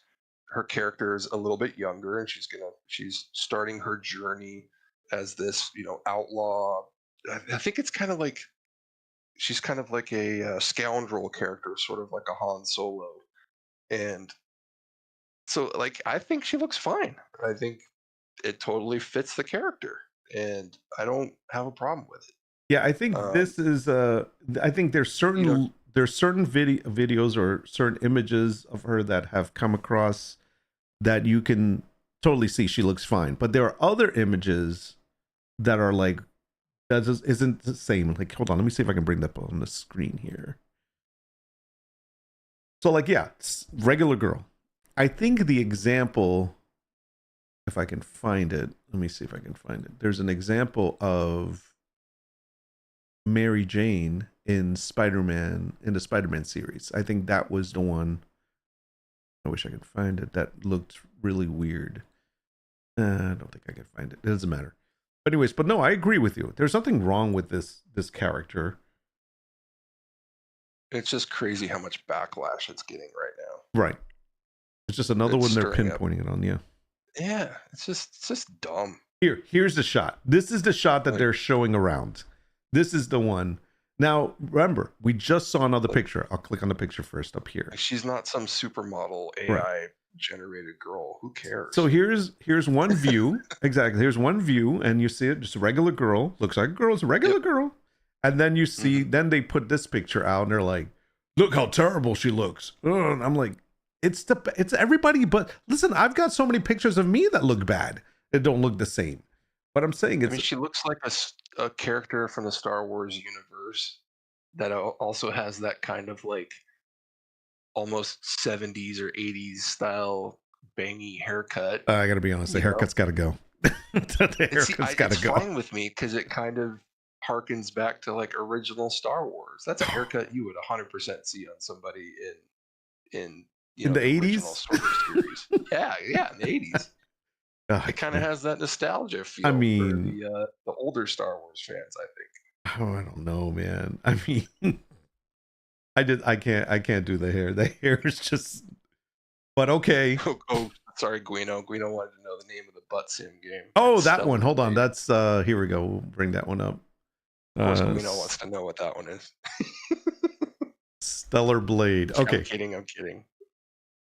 Here you go. So this game, which is basically, listen, I don't see anything wrong with this. I'm trying to find a whole full body shot, but I don't think I can here.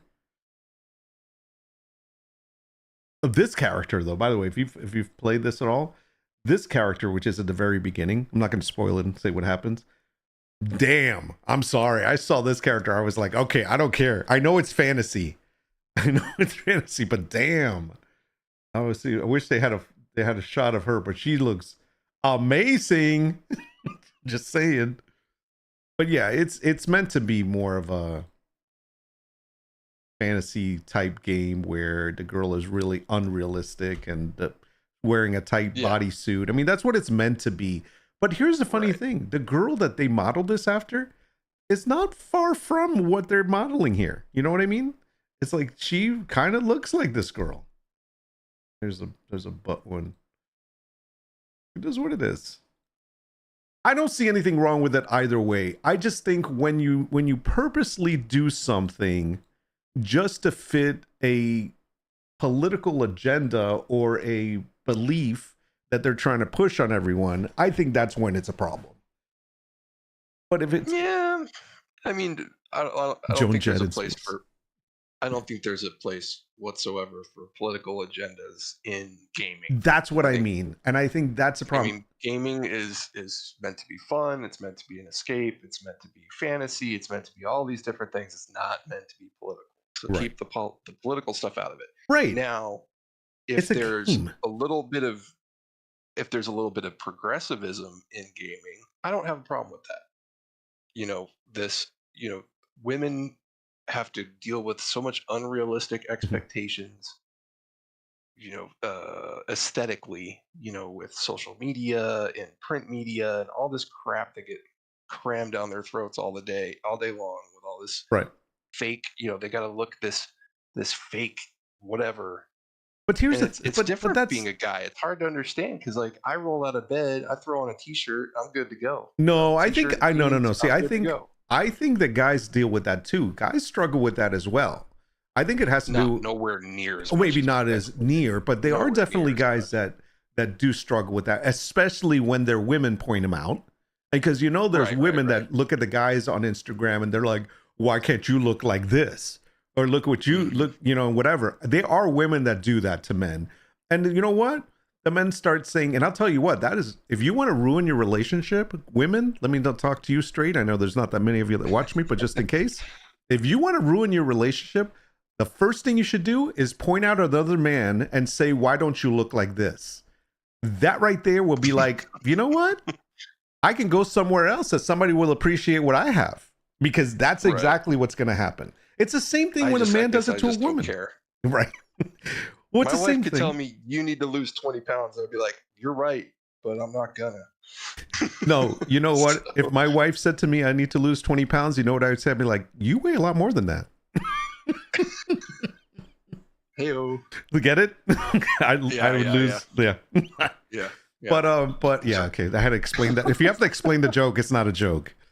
But Yeah. seriously, men do deal with this too. Now, okay, because you said that, here's the Yeah, difference. I get that. Here's the difference. Well, you're what, 6'3"? I don't think you really struggle with that. But when you're like an average guy like me, almost a below average guy like me, you do tend to think about it. I don't have a problem with this, by the way. I see strong guys all the time. My wife points out who she used to like or whatever. I could care less. That doesn't bother me. I'm okay with myself. But there are people that do struggle with this, men or women. But here's the difference between pointing it out on social media where it's real images versus a game. The game is make-believe. It's fantasy. Now, I'm not saying... Yeah, I get that. Yeah, and I'm not saying that every single character in a video game that's a woman needs to be hot and like model-like or ultra model-like. I'm not saying that. But at the same time, Right. if they do make them that way, simmer down. It's a game. It's a cartoon. It's freaking pixels. It doesn't mean anything. Yeah, it doesn't warrant all this outrage. Yeah, no one's telling you to compare yourself or be like any of the video game characters. So that's the part I don't understand. What's up, Hyde? I think unfortunately people will compare themselves to the characters in the games, though. Well, that's kind of stupid, though. Why would anybody do that? You know, and it's funny. This just brings up a funny thought I had yesterday. I was watching all this. Last night, I was watching all this recent content over the current test patch with Star Citizen, and it has a new character customizer that is insanely in depth. Like you can make yourself in that game, and it's all these videos of people making their avatar look just like them. And I'm thinking, I don't want my avatar to look just like me. Like, why would I do that? Right. You know, this is a game. Why would I want to be myself in the game? Like, no, yeah. I want to be, something different. So it's different strokes for different folks. I get that. I think I just don't think. I think the over sexualization of women as characters in games has been going on for a long time. Yeah, I see that. For things to progress and move a little bit away from that, I don't see as a bad thing whatsoever. I'm fine with it. But is that to say though? Developers can do what they want. If we're gonna do that, does that mean that we're gonna make all the hero warrior characters have dad bods? I don't know. I mean, maybe. That's sure. Should we all? I don't care. Should we all make them 5'4" with wearing a gray cap? It depends on the game, right? Depends on the environment. Depends on the Let's look at Baldur's Gate. Do I want all my characters in Baldur's Gate 3 to look like people I just saw at the grocery store? No, not really.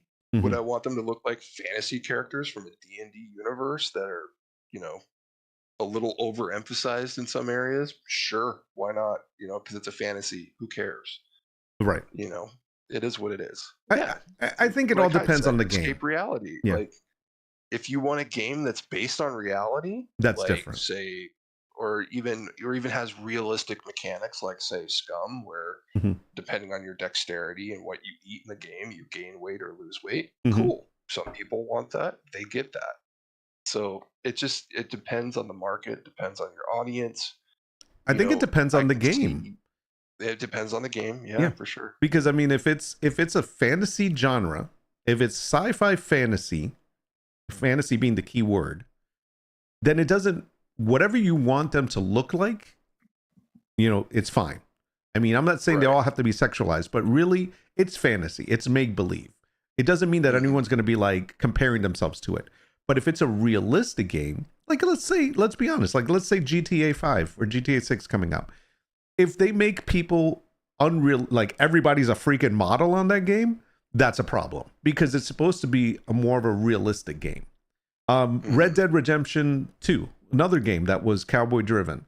Again, if all the women on there were hot fire or whatever, and all the guys too, then that's a problem because of the fact that that's where it matters. It's the type of game. Baldur's Gate, Again, fantasy, now space games. That's where you kind of are.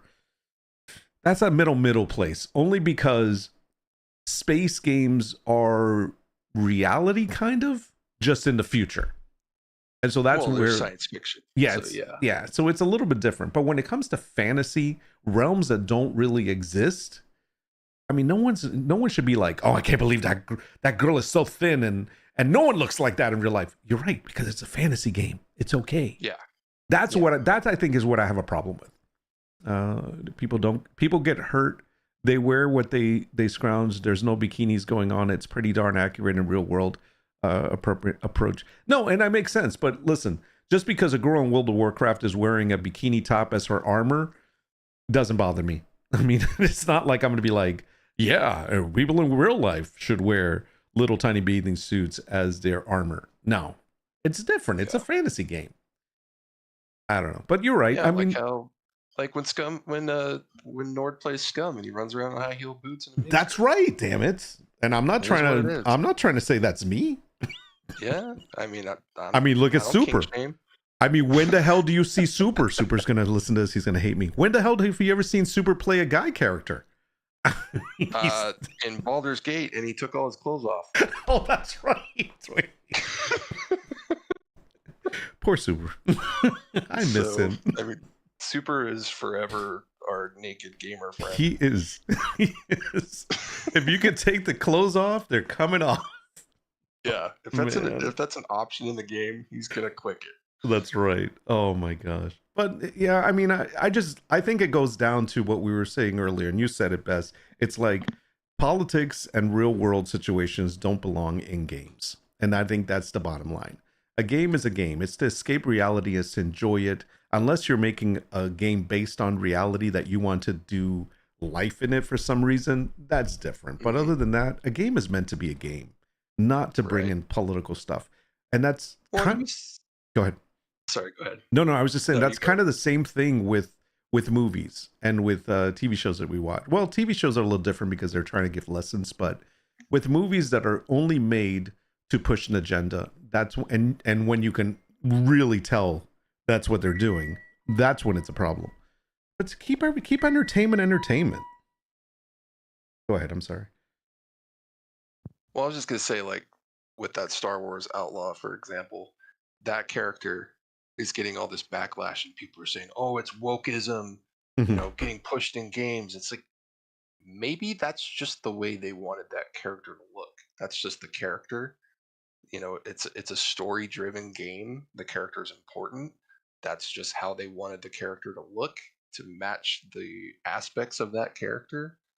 Why does it all of a sudden have to be, oh, they're pushing this woke agenda? So it's like, you got to watch out. At the same time, you got to watch out for people assigning these sorts of agendas to things that might not necessarily have been. That might not have been the case in the first place. That's actually Just a good because point. You don't like it doesn't mean it's an agenda that you think it is. Does that make sense? It does make sense. And that actually is a really good point because of this specific character here. I'm going to put her up on the screen. Abby from The Last of Us, I believe it's part 2. Let me switch over to play those. Okay, I actually have to go back and finish. I've never finished them. So there's this character here that is it's a woman, very strong, very masculine looking, but they're not pushing any agenda or anything. That's just the character. This is what the character is. Yeah. And of course, this is one of the examples that those videos are using. And I'm like, that I get your point of what you're saying. It's like, there's no agenda here. This is the character. She's a muscle, she's somebody. Listen, I know a girl actually used to live in a neighborhood I lived in when we were in Wellington that is a bodybuilder. That's what she does for a living. And she's a strong looking woman. That's who she is. She'll kick any guy's ass that I can see. But anyways, that's what she's into. That's a sport. That's her thing. It's the same thing with this girl. This girl's just a muscular woman. But she's still a woman. It's not like they're not trying to force any agenda here. This is what the character is. So yeah, but the fact that they're using that's so perfect the way Hyde just said it. It's about the story they want to tell. It doesn't Mhm. make it an agenda. Correct. There you So you go. see all these videos screaming like, "Oh, it's woke Hollywood," blah blah blah. Blah. It's like Right. it's just that's just the story Ubisoft happens to be trying to tell with this particular game. Right. And I That guess the people that's making not those making an videos are doing it for agenda. content. Yeah, it's just they're just farming clicks and outrage and comments, and it's it's honestly it's just cringe. Did I go down the DEI gamer gate rabbit hole? Yeah. Yeah, I really didn't want to go down it. I was just curious because it has been popping up on my screen a lot. And I hate to say it, but like I stopped watching a couple of Asmongold's videos because it seems like every other video of his lately has been about this topic. And I'm just like, I Well, yeah, don't, because it's a hot topic and yeah. And I'm it's just like, I don't, he's I don't farming really content. I don't really care about this. I'm like, I don't really want to watch this. So it's kind of like one of those things where the more you talk about something, the more you make it a real thing. And I'm just like, Exactly. I don't want to make it a real thing, but it's just annoying that it is popping up. And I love video games. It's an escape. It doesn't mean, yeah, I like looking at pretty girls. Of course, who doesn't? But it doesn't mean that I'm like that's all I want in my games. That's not what I'm saying. Right. But at the same time, Yeah. when you're making it an issue, that's when I'm just like, I don't, what the hell? Why is this an issue? Just make my But see, game, make it fun. is it really an issue, or is it just people trying to make it an issue Right. for Yeah. their own gain or their own purpose? Right. It is what it is. That's that's the area we live in now. I went down the rabbit Yeah. hole and got very salty very fast. Yeah, there's a couple of rabbit holes out there right now that I'm trying to stay out of because they they get they get me salty really quickly. Uh, Yeah, I won't go down those rabbit holes. I keep seeing these outrage videos about these, about Stellar Blade and Outlaws and all these other games, and I literally just click not interested to get it off my feed. right. Yeah, I don't even watch it. I'm trying to click off of it. No, I'm trying to hit that all like not interested. I keep doing it. I'm just like not interested. Not as Yep. I need to wipe my whole like feed and start over straight because it's really bad. How do you Everything's even do that? I don't know. I think you just have to log into somebody else. That's Delete your account, start a new one. I'm getting rid of my whole YouTube account just to start a new one. Yeah, it's pretty bad. I'm just like the stuff that comes up now. I'm like I'm not interested. Yeah, It's you're too right, much. Hyde. What did That's the I? bottom line. Bottom line is people assigning agendas that don't exist to farm for views. It's true. That's the thing. It's like it goes back to people just doing stupid videos because they get a reaction out of people. Dead internet theory, though. Dead internet theory. Wait a minute. Is that a new rabbit hole? I don't want to go down Yeah, that. don't. No, no, Don't no. start Okay. on that. Oh shit. So Hyde, why would you? So I know I said last topic, but I just realized that there was something I did want to talk about. Two things actually. Number one is Fallout, the freaking show The that TV just came show? out on Amazon Prime Video. Holy crap! I mean, I don't want to give it away because I'm sure there's people that haven't seen the whole thing yet or haven't seen it. I know you have, and I have, and I freaking binge watched that thing yesterday. Well, I'm curious to see what Hyde's take is on the Fallout series. Wait, did she Because watch it? I'm not sure if she's watched it yet. So yeah, no, I'm not going to give away anything. I'm curious to see what she thinks of it after she's done watching it. Because She hasn't watched it yet. She hasn't finished. I'm not really familiar with the universe from the games. Okay, so I've never really played the games. I mean, I've played them a couple times at like when I had roommates, and I had a roommate that was really into it, and I played it, a couple times. But I really don't know anything about it. okay, so I'll say no spoilers, but I will say two things. I'll say number one is the show is not directly tied to any of the games. The And show, see, I knew that going into it Yeah. because I watched a video talking about the upcoming show, and it was from one of the producers or something, and they were Mhm. talking about how it doesn't tie in directly to anything that does to do with the games themselves. right? So it's kind of like an independent storyline. Correct. It is in the universe. It's in the Exactly. Fallout Yeah, universe. yeah, exactly. But it, and Which I a- like. yeah. I like when they do that sort of thing because it's going to bring people like me who've never played the games into that universe and be like, wow, this is super cool.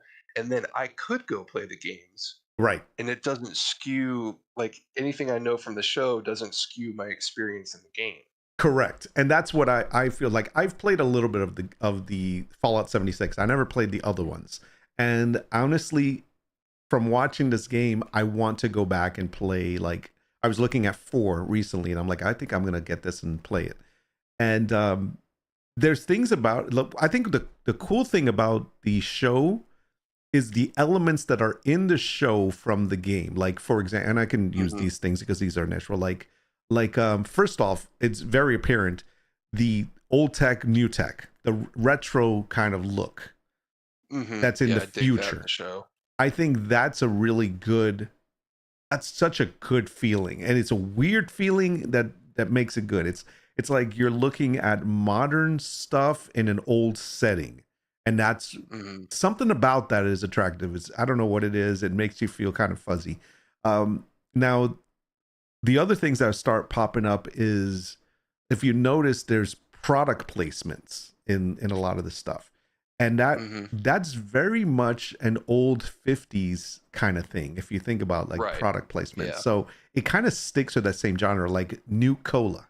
You know, everybody drinks new cola, and I thought that was like so well done. And there's a lot of other products on there, and everything is purchased with bottle caps. Now, okay, and I said that for a reason, because I can't imagine living in a society where you paid with things with bottle caps. I'm like, where the hell do you get all these damn bottle caps? I mean, it's like anything could be a currency in a post-apocalyptic but scenario. You know, who decides that? It's not. I don't know. Maybe people just really love that Nuka Cola to the point that they're like, okay, our money is now bottle caps. Who decided that though? It's so, that doesn't make any sense to me. It's just like, I mean, it probably turned into that once the world ran out of cigarettes and bars of soap, things that actually mattered. How about, like, okay, there was you said that, and now it took me down the Book of Eli, where he's trading Kentucky Fried Chicken little napkins, like the wipes. That's me in the call. Hey, going down my rabbit hole. Yeah, see, you brought Hyde in. You summoned her. What's going on, Hyde? Welcome to the show. So the wipes. Hold on a second. The wipes in the Book of Eli were a trade commodity. That thing was like priceless because that's the way people clean themselves. And so that I could see. But when I think about bottle caps, I'm like, what freaking value do bottle caps have? There's a reason why. Nuka Cola was drunk by everybody in every country. Think Coca-Cola, right? Right. The bottle caps were everywhere. Nuka Cola is actually a key part of the lore from the beginning. So that's why they resorted to bottle caps, because you could find them. You could find them. Everybody could get their hands on them. And I'm not going to get into all of the lore of it, but basically a numerical amount was assigned to the bottle cap because cash and coins were useless. Bottle caps, everybody could get their hands on. It's really that simple. They're basically the same size and shape as a coin, so that's kind of an easy transition for people too, and it makes sense. So what does each one have as value? Like, one of them is worth what? Nope. Each cap is just that. It's a cap. That's it. It's that simple. And especially when you play 4 and 76, the factories are key. They're a key part of the game world, but the Nuka Cola in general is part of the game world. It's a critical part of the game world, and it's you have to look at it like you're looking at Coca-Cola, right? If you look at how invasive Coca-Cola is in the world, everybody knows what a Coke bottle looks like. Everybody knows what a Coke can looks like. It doesn't matter where you're from. Everybody knows what they're going to get. Well, that's basically what they did, is they took that whole concept of Coca-Cola and made Nuka Cola. Now, again, the lore gets really deep on that, but ultimately the bottle caps came to be simply because everybody knew what they were. Everybody agreed to assign the same value because everybody could find them accessibly. There's no banks. There's no, all of that, the whole system is gone. You're literally just trading caps for goods. It's that simple. Yeah, it's I just find it so weird. I mean, I get it. I understand, like, that's what, but it's like, I think the reason why I started thinking about this was there's a part in, and I'm not going to give this is without spoilers, but there's a part in this show where one of the guys is trying to pay for a service to be done, and it's saying bottle caps, and he says how much, and then the person says 5, and he realizes he only has 4, and they're like, would you do it for 4? And like, no. And I'm thinking to myself, it's just one extra freaking bottle cap. I mean, I'm freaking about all of these things. It's just one extra one. But that's the reason why I was like, I just don't get the whole. I get it. It's easy to find. Everybody has them. They hold no true value. They don't, except that the society, I guess, has decided to assign them a trade value. Okay. They don't have, a different cap, doesn't, because there's different types of Nuka-Cola. The different caps, it doesn't matter. They all have the same worth. Yeah. But what matters is that the society, basically all of the NCR and all of them got together and agreed to accept this as a universal currency. That's crazy. And the fact that you can go into a Nuka-Cola plant, for example, right? And find a stash. That's why it has no value, and yet it has a great deal of value for the very same reason. That's why you don't see the whole haggling and everything, because did you trade for them or did you find them? Right? Right. Think of it like a penny. Your penny that you pick up off the ground has the same value as the penny you get from the bank. Right. But to us, pennies are kind of negatable. It's the same concept. Okay, so bigger view. There is a limit. I was going to say there's a cap to the caps, but there's a limit to the amount of caps that are available, because they're not limitless, and the fact that they're not making anymore. Right, exactly. Right. So that's why, like, there's a whole very deep, intricate lore tied, and it would take me hours to go through that. But essentially, you have to understand that they're looking at it as there's no negotiating, because the caps are finite. Right. And the societies agreed to assign, and that's it. And we trade cap for cap and set our goods accordingly. But the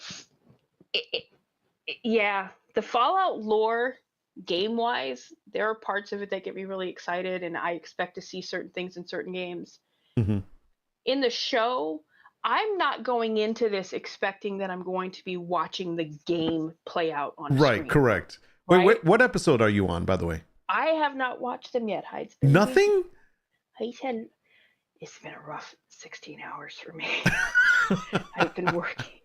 Oh man. So we can't even talk about it at all. Please don't. Well, no, you can't. No, we're not. No, here's the thing.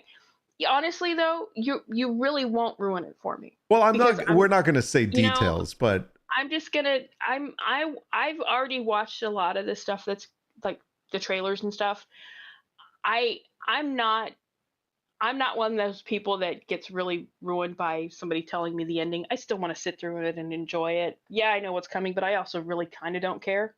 Right. I'm more inclined to just. I need time to sit down and just be able to binge watch it, because I'm not going to be able to sit and watch 1 or 2. I'm going to have to watch. I got to be honest. I'll say this. The little bit that I know of it, like I said, I only play Fallout 76 and I didn't get very far. But I can say that it really changed the way I looked at the game and the interest of wanting to know more lore about it. Let's put it that way. It really did open up to questions like, holy what the, one of those. And here's the other thing.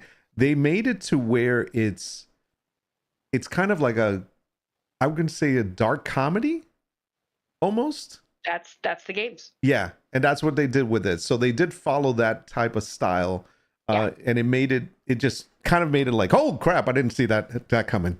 you know, so the games that are is good. They have their parts where they're funny and they're entertaining and the people are silly and goofy, but they can they had punch you in the gut. stuff. Yeah, they had some gut punchers in there, and we're like, holy crap. So I'm curious to hear what your thoughts are when you start watching it, because I know Brink and I talked after we watched the first one, and or like during the first one, and we both had like an interesting reaction to that. And it's funny to me that you guys liked them, because if you haven't played the games, I almost expect that a lot of stuff really got lost for you. No, it was I mean, like I said, I played some of it, but let me try it this way. Did they do a really good job of clarifying the verse in that respect? Do you feel like there's stuff that went over your head besides the coins? No. I think they did a good. I would say this. I'd say the first 3 or 4 episodes, you were kind of like, what? No, wait, how? Like there were a couple of moments of like, wait, I don't understand. Like why? And you start questioning. And I think that's one of the things that you start questioning. And honestly, and I'm not gonna say this isn't a spoiler, so I'm gonna say this. One of the things you're mindful about in the game is timeline. Yes. And I think that was probably the thing that started to unfold. And that's what I kind of put my interest in, to understanding that part, is timeline. So anyways, but having said that, that's all I'm saying about that. The thing about, like, I'll give you a prime example of how I take the verse, right? You played a little bit of 76, and you know that you're in Appalachia, and you have a lot of the my brain's tired, I apologize, I can't remember the names of the groups exactly, but the kind of like the patriotic free kind of groups, right? One of the biggest things that excited me for 76, I didn't enjoy parts of it in the beginning. The game got better as time moved on, and Bethesda made it better, right? One of the things that really hyper excited me about 76 was when they introduced the fact that the Brotherhood of Steel was coming to 76. Because if you look at this version of the Fallout verse in Appalachia, right? And you see the approach that the people in that part of the country have to government and control and blah, blah, blah, blah, blah, right? When you know the lore of the Brotherhood of Steel, I knew that introducing the Brotherhood of Steel to 76 was going to completely change the landscape of that game. Because you want to talk about ideologies, we're not talking politics here. Remember, politics really they don't matter. Right. It's ideology. The ideology of the Patriots versus the very deep ideology of the Brotherhood of Steel just headbutted so beautifully. And I knew that it would, and I was super excited for it, because if you know anything about the lore, you know that you have to look at the Brotherhood of Steel, and they base themselves on the idea of paladins, right? On the idea of knights and paladins and that whole concept. So they are extremely control. Things have a purpose. Things have a reason. You stay in line. You have to stay in line. You follow the rules. You do what you're told. Right. Order is everything. And anything that clashes with that, it's really... And I bring all of that up to say that that's what...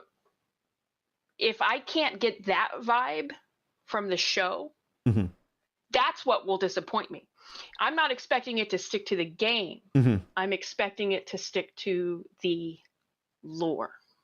Does that track? Yeah. I don't think you'll be disappointed. I think that, understand that this is only season 1 and there's only 8 episodes. And I believe everything goes well, and I really think it will, is that there will be a season 2. but I think that it won't be as much as you want it to be in the first season. But there is some of that is there, and I think that's going to be explored even more in season 2. Let's put it that way. But yeah, you do see differences in what's called, let's call them factions, divisions, or whatever. Right. So they do show, or they try to hint to the differences in one way or another. Yes. So I will tell you that right now, through Prime, if you go through to the Twitch notifications, you can play New Vegas. You can play Fallout 3. Please don't play Tactics. Tactics sucked. But you can also get a free copy of Fallout 76 for PC or Xbox. Interesting. I got to check that out, because I was just looking at Steam, and Steam has play for free ends in 5 days Fallout 76, and also the weekend deal offer ends April 19th for $7.99. It's an 80% off on Steam right now for PC, which is freaking crazy, and that's for Fallout 76. And then they have the Atlantic City Deluxe Edition, which is $19.79, but basically it's on sale right now. They are definitely expecting some purchases to happen. It's definitely going to happen, I think. I'm curious to see Twitch Prime thing. I've played all of the games. I've played from the beginning, long before Bethesda ever stepped in. I played the first Fallouts. If you really want to get a flavor of the lore that you're going to see on the show, then you play Fallout 3, you play Fallout New Vegas, and then you play Fallout 4. Of those games, okay, I'm leaving 76 aside, because you really won't understand what's going on in 76 if you haven't at least played one of the others. Right. Of those 3 games, there's the school of thought. I'm going to get flamed so hard for this. In the Fallout world, I'm going to get flamed so hard for this. But I'm going to do it. I'm going to do it because I can. There are people that are New Vegas is the game. It's the game that defines the lore. It defines the world. I disagree. Okay. I think of those games prior to 76, Bethesda-wise, I think Fallout 4 did the best job of getting you, 1, hooked in the lore, but 2, really covering all of the ideologies and all of the systems that were put in place. And it is 4 that really helps you understand how evil, pure evil Vault-Tec was as a corporation. 4 clarifies that for you in ways that I don't think the other games do. The other games will show you the earlier part of the lore about how the mutations occurred, right? The human mutations occurred. Right. But to me, the bigger story in the Fallout verse was the utter evilness of Vault-Tec. How deeply evil and invasive and pervasive they were. Think like the best comparison I can make is think like Umbrella Corp, right? In the Resident Evil world. Umbrella Corp is seen as this really great, wonderful. Yes. And that's essentially the same take. So if you do find yourself wanting to play the games to try and get a better hint of the lore, by all means play them all. They're all worth it. Right. But you're saying do 3 Vegas and then 4. Yes. Now wait, now I have to ask this, because you obviously know I don't play games that are first person. I know 4 is third person. Are they all third person? I don't believe 3 in Vegas, unless they've, and I have to say it's because they have been remastered. They may have remastered it into it, but no. Yeah, see, that's what I was almost certain that they're not third person. I think the only one that's third person is 4 and 76. And 76, yeah. Yeah. So that's 4, why, I was going to go to 4 that. 4 will cover everything for you. It won't give you as much of an understanding of the NCR, the New California Republic. Right. But honestly, it gives you enough to understand the undercurrents of the ideologies, right? Mm-hmm. I think 4 probably is a really good intro point. And again, I'm going to get so much hate for that. You don't even know how much hate I would get for that. Well, I was thinking of starting with 4. Vegas. Yeah. I loved Vegas. New Vegas was fun. New Vegas was pure fun. I mean, you're in Vegas, right? Well, Fallout's version of Vegas. Mm-hmm. But story-wise, there are parts of Fallout 4 that I can't believe I'm going to admit this on a video. I actually had to take my headset off and get up and leave the room and kind of cry a little bit. Wow. Is that from what? From just the concept of it is so well written. Oh wow. So you were more sad from like the experience, not sad because of disappointment. Yeah. Wow. Yeah. Okay. You reach a point, and I'm not going to say what it is. Yeah, don't say what it is. Don't ruin it. But you reach a point in the game where you come to understand something. Interesting. Okay. Well, and I think that's what happens in the show. The loss hit me like a brick. And it's one of those things where I kind of saw it coming, but then I thought, nah, they wouldn't do that. Okay. No, they wouldn't do that. I have to watch. I have to play. I'll have to play the game to figure that out. I don't think it's. Well, I definitely don't believe it's the same thing in the show, but there is that type of feeling in the show as well. I think you'll enjoy it. Brink, you still there? Bronk. Did I lose? Yeah, I'm here. Yeah. So you have seen the show, and you're coming from a standpoint of never had played the games. And without giving spoilers or anything, how did you feel about the whole experience of watching the whole series? Oh, I thought it was awesome. It was great.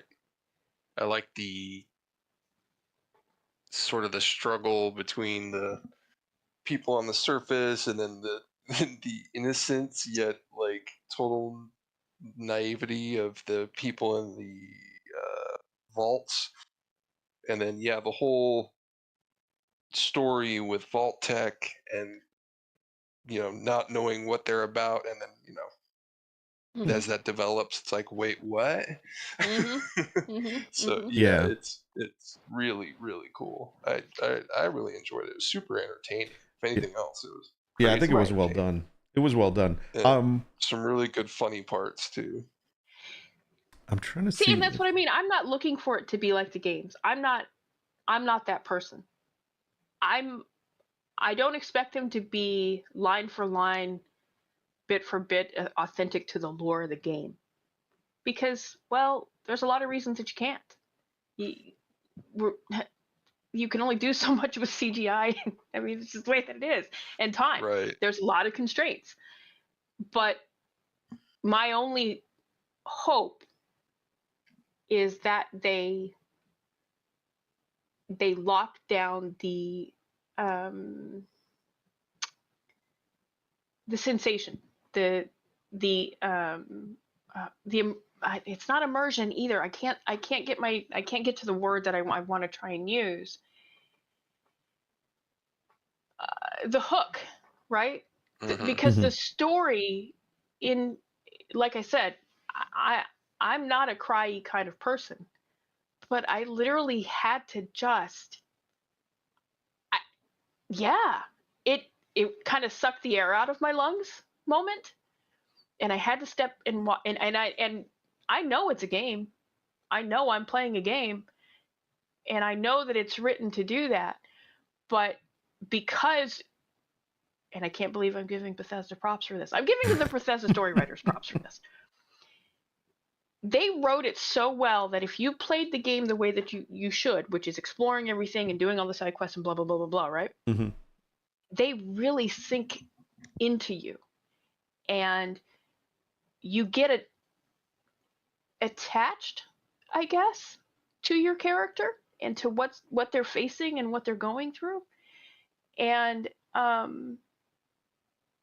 it's just, that's what I want to have happen in the show. That's honestly the only thing that will disappoint me is if it's not. And I don't say disappoint me like, oh my god, I'm gonna hate the show, but that's my hope, is that they do the lore of the game well enough to create that hook. That's my hope. Okay, well, I think one of the most important things that everybody wants to know out there is, in the game, is there booty jiggle? I just need to know that. Is it stellar blade? Depends on the mod you add. Oh my god, that's right. There's mods. I forgot about that. Oh boy, is there mods. Man, this is. I can't go down that rabbit hole. I screwed up my Baldur's Gate whole playthrough because of that crap. Skyrim. That's all I'm gonna say. Nice. All right. A lot of the same creators for Skyrim mods are making mods for Fallout 4. So. Oh man. That doesn't answer your question. I don't know what does. Stay away from the booty jiggle, people. Oh boy, is there jiggle. If you're talking about New Vegas, then Bethesda didn't write it. Oh, Obsidian did. Okay. Yeah. Cool. Yeah. All right. Well, there you go. So now we know we have through Prime Gaming or gaming.amazon.com, you can get a free version of Fallout 76 for Xbox and for PC. You can play it for free under Luna, which I believe is Amazon's thing. Yeah. And that's it. And if you want to just purchase it, obviously you can do that too. It's on Steam, and Steam has it for like $7.99 for Fallout 76. I will actually, like, I think I have it for PlayStation, but I think I would get it for PC, and I want to get Fallout 4 to start out there. I think that's probably the one I'm going to play first. You know who has played all of them is Super. Super's played all of them. He's like, he really enjoyed it. Yeah, he knows. He loved it. He's the one that got me to play 76 when it came out. So that was good times. Good times. I remember that. Awesome. You see, we had a good stream. Good times. We had good times today. We talked about business.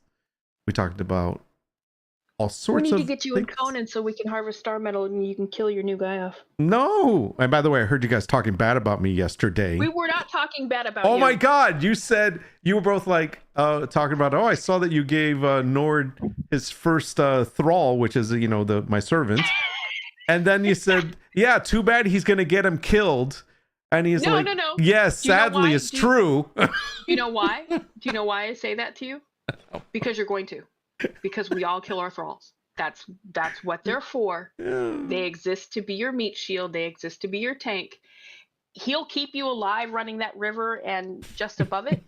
But once you push north, basically, woo! Yeah. He's gonna die, and that's just the way that it is. I said that because not because you're gonna take him out and kill him right away. That's not what I said, jerk face. What I said was he is gonna die. He's gonna die protecting you because that's what he's gonna do. Because if he doesn't die protecting you, you're gonna die trying to save him, and that defeats the purpose. So okay, he'll die. That we'll get you another one. That's how the game works. That's their job. I used to get attached to him. And that's why I say this to you. Don't get attached. Yeah. Because you'll get so salty when they die. And I would get so mad I'd rage quit because I lost a thrall, and you can't, because that's their job. Well, they're meat shields. Before I logged out yesterday, after I heard that, I walked up to my guy. You didn't even say hello. I know, I did not. I was so upset. I walked up to the guy and I said, "Don't listen to them. I won't get you killed. have some meat. I'll be back later." He's already talking to his thrall. She's a pronoun. I didn't even. Now here's and then the worst part. Then I quit. I rage quit. As soon as I saw you quit, I went, "Oh God, he's gonna pout. He's That's gonna right. take that wrong, and he's gonna pout." I said, now the only reason I'm not uninstalling is because I'm going to prove them wrong. Oh God. See, Brink, this is how you learn. If you tell me that I can't do something in the game, I would totally play the game. Okay. Well, I already know you can't fly in Star Citizen, so I don't know why you aren't playing that. Yeah, but that's true though. So therefore, I can't beat that one. It's got to be something that's questionable. You can't learn to fly. There you go. Well, no. Speaking honestly, I heard that there was a new tutorial in Space Citizen. So So you never there's know. all kinds. Well, there's all kinds of tutorials and control hints and stuff in the new patch. There you go. So I'll have to try that out. But no, seriously, I will. I'm not going to get my guy killed. I'm going to try my hardest. Brink, the reverse does not happen. You cannot pull me into the verse. Oh, that's not right. happening. That's It'll never happen. Never. No, because then you'd end up buying ships and you'd lose your I work too hard for my monies. Yeah. Oh man, Callie, they made me play, man. I had they do have a server. It's like what the hell is it called again? I'll type it in chat. I'll type it in chat. But Nerd I totally was not going to play because I played like at 4 hours of the game, a little bit too much, where I couldn't return it, and so it's been sitting in my Steam. But they've pulled me in, and now I'm learning. I'm learning the ways. You know how I'm learning? I'm just following along. That's it. I'm just following them, and I'm doing the journeys. That's what I'm doing. That's exactly how you do it. Like I said, your guy's purpose is to keep you alive, and he will definitely keep you alive down there on running around where you're at right now. But once you go north, he's going to struggle. You do have what in the vanilla game, what is one of the most powerful thralls. He should level well, and he'll get some health on him. Lightly modded vanilla, yes. Yeah, it's lightly because Nord has never played Conan before to the end, and so running AOC and E1 all those that will come later. Right now, we need to. He would like to see, Brink would like to see, the vanilla game, and so the mods that we have are quality of life mods versus anything that changes the core gameplay. We will extend the server and make it an AOC and an EWA kind of server later. But right now, we're running vanilla so they can actually play the game. Because Guido and I have both finished the game in full vanilla. And I played it on official servers. I finished the game in vanilla. So, boy, you want to talk about pain. But, it's cool to see it that way before you start trying to throw a million mods that can really overwhelm you if you don't understand the core of the game. There you go. That's true. I do have to say, so two things. I'm reading chat and then talking at the same time. But the when you guys first did the Conan server with all the mods, heavily modded and stuff, I was like, hell no, I can't. I mean, it was great because we leveled up so fast and we had so many things. I'm like, yay, look at me, I'm so powerful. What the hell do I do?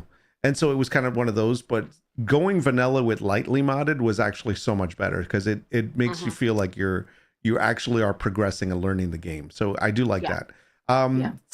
Somebody says here for me to, since I'm playing Conan, I have to play SCUM again. Yeah, no. That's not gonna happen. not unless you're gonna do some lightly modded stuff on it. No. I do have to say though, I've been looking at some old SCUM clips and stuff that I have, and I might actually compile them and put them up on a video. And there was so much fun to be had before. The old SCUM videos, the clips. And we didn't have a video of you blowing me up with C4, did we? I did not, but I do have one of launching a bunch of puppets to the police station when you and Tam were in there. Yeah, I have that video. That was fun. I will put that one out. That was fun. But even then, like showing, like putting up all those hordes to just keep popping up was so awesome. I mean, they were like hundreds outside of the police station. You guys couldn't even come out. So that was fun. I think one of the best days we had was when it was you, me, Reckless, Clever, and I believe there was some. I think Daisy was there for part of it when we literally just ran the map. Yep.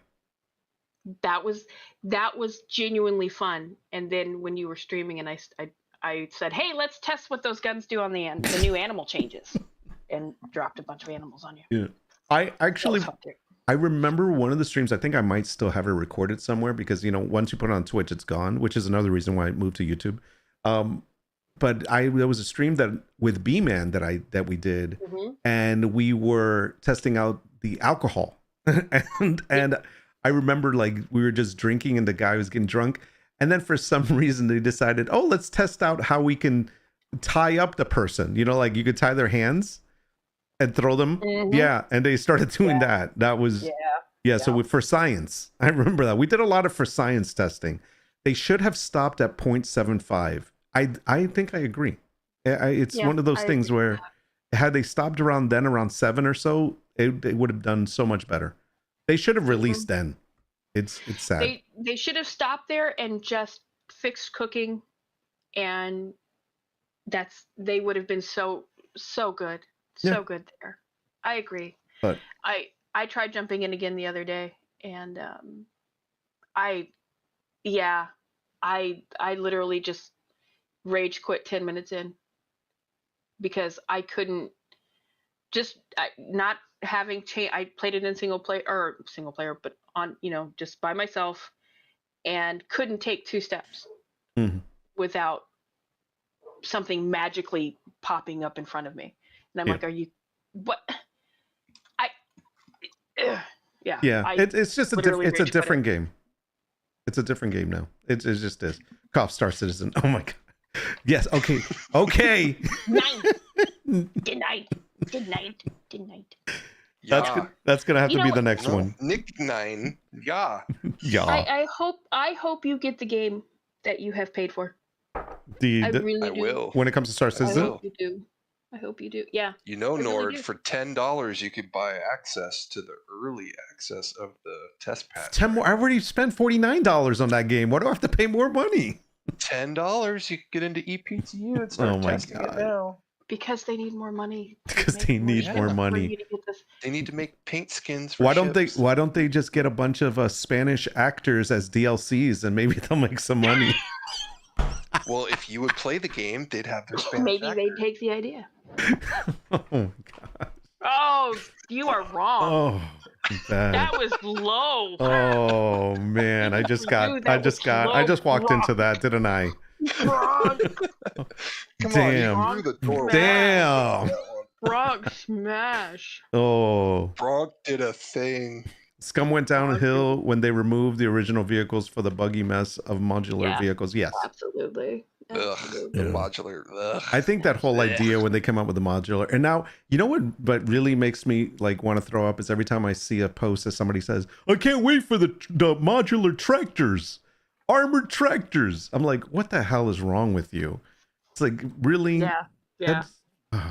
What happened to reality in the game? It's not realism. I will not buy them. We're not even beta testers in Star Citizen. We're alpha testers. I will not pay the beta test Citizen. I will only jump in when it goes live and their 10-year long cash grab stuff. Well, that's the thing is like, okay, honestly, I bought Star Citizen just to buy it and have it, and that's it. It's like putting stock in the game and that's it. But I'm not paying for any additional stuff. I learned that lesson when I started buying SCUM stuff, and you look back. And it's like over $100 now if you buy all the things.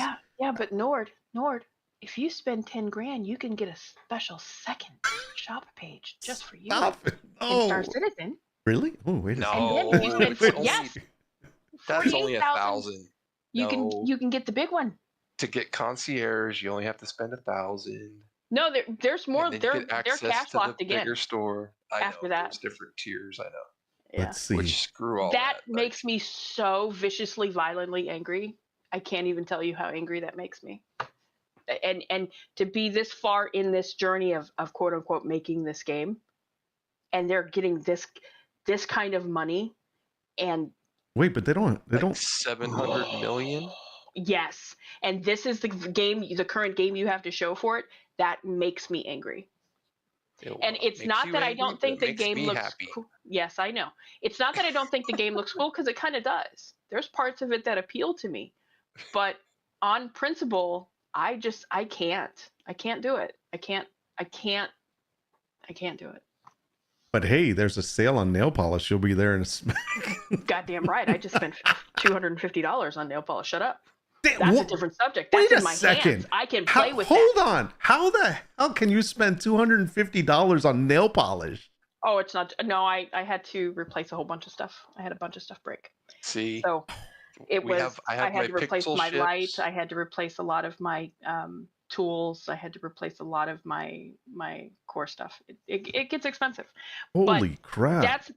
The difference is, one, it's self-care for me and it's self-soothing for me. But two, and again, and I agree with Brink, that's his jam, and I'm not knocking the game in that respect. Sure you are. I don't knock the game. I knock it's the same thing with SCUM, right? I knock the devs. I 100% hate their monetization. Like the way the way they're funding the game, I just hate it. It's absolutely atrocious. It's not the game I struggle with. It's exactly that. It's my game. Exactly. It's my favorite game I've ever played. And that's all that matters. Everything I want it to be, and it's going to be everything I want it to be. You shut up. You have your nail polish. I have my pixel chips. Yeah, no, I agree. I agree. And like I said, there's a lot of that game that I look at and I watch. I watch Loco play it, and I go, that might be fun. That might be fun. But I just,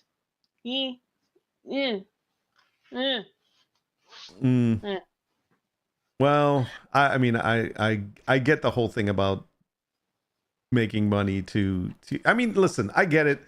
They need funding. It's like a kickstart. It's what it is. And if they're going to put it out there and people are interested because they believe in the game, let them do it. And they're getting something good. I mean, a lot of them have these amazing freaking ships. And if you look at the ships, they look damn ass cool.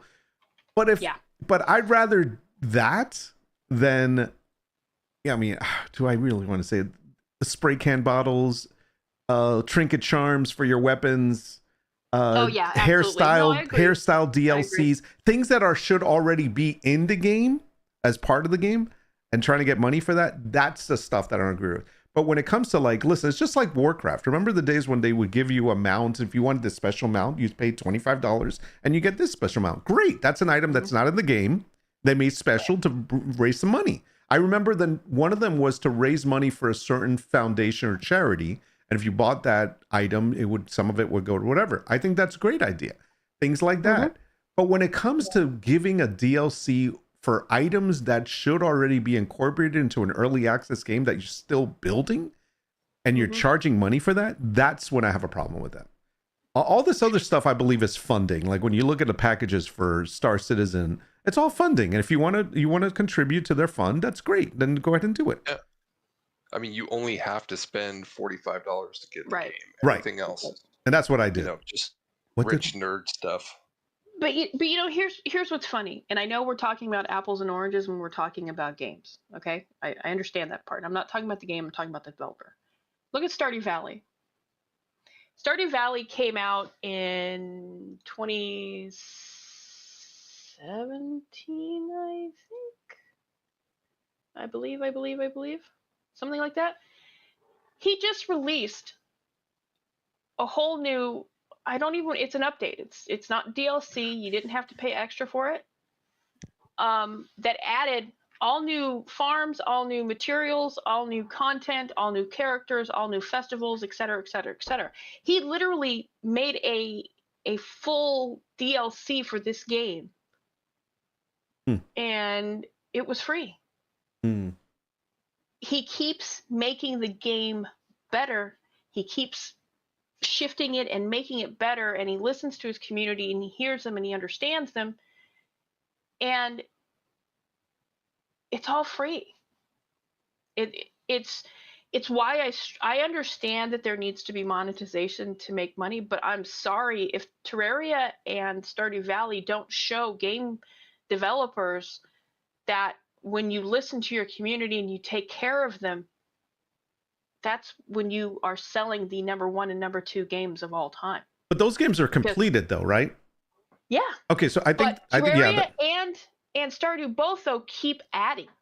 They keep updating. Like I said, 1.6 just came out in Stardew Valley and added all new content, all new stuff, basically literally rebuilt the game, and it didn't cost a dime to the players. I think that if a game is released already, it's like full release and you pay for it, and I think that is a choice moving forward. It's like, first they made a lot of money on it. Let's say, it sells really well. They're making tons of money on it, especially new buyers and whatever. And they want to continue to let the game grow, and they're offering, free updates because you're continually growing the game and it doesn't cost you anymore. I think that's a great model because the more they invest in it, the more people start, are interested in the game, and they keep promoting buying the game again, or not again. I mean, just new buyers. That's one great motto, especially if the game is doing well. The other one obviously is if you come out with this whole new feature, or not feature, but like whole new expansion. I don't see a problem with charging a little bit of money for that, because you put a lot of time and you paid people to create that expansion and so forth. I get that. What I don't like is if it's an early access game that you already paid for the game for early access, and now they're pushing more stuff to make the game even better. That's all part of early access. And I get that they need more money for the funding to finish the game. Then you know what? Stop development, release it now, and then once you have it released like that, it's playable, it's a full version, whatever, then you can charge more money for new stuff that you want to continue to add. And I think that's the problem. But when you leave it in early access and you're continually charging for more stuff, basically all you're doing is saying, this is the example I'll give you. Hey, I got a really good idea. It's only going to cost you $10. Awesome. Okay, here's the $10. And you start doing, okay. Hey, listen, that idea, I got an even better idea. It's going to cost an extra $5. Can you give me that $5? Here goes another $5. Hey, I got it. I'm growing on the idea. I'm going to keep pushing it. Another $5. And it's like, it never ends. Yeah. So that's where it's like the funding keeps coming because they keep adding stuff to the game instead of finishing it. So I think that's the problem. They fix it first. Exactly. Anyways. I agree. And that's why I said, I mean, let's look at, if we're going to go on games that really screwed up, okay? No Man's Sky.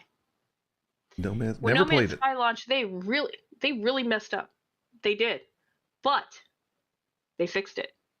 Not only did they fix it, they gave players the game that they promised, and they made it even better.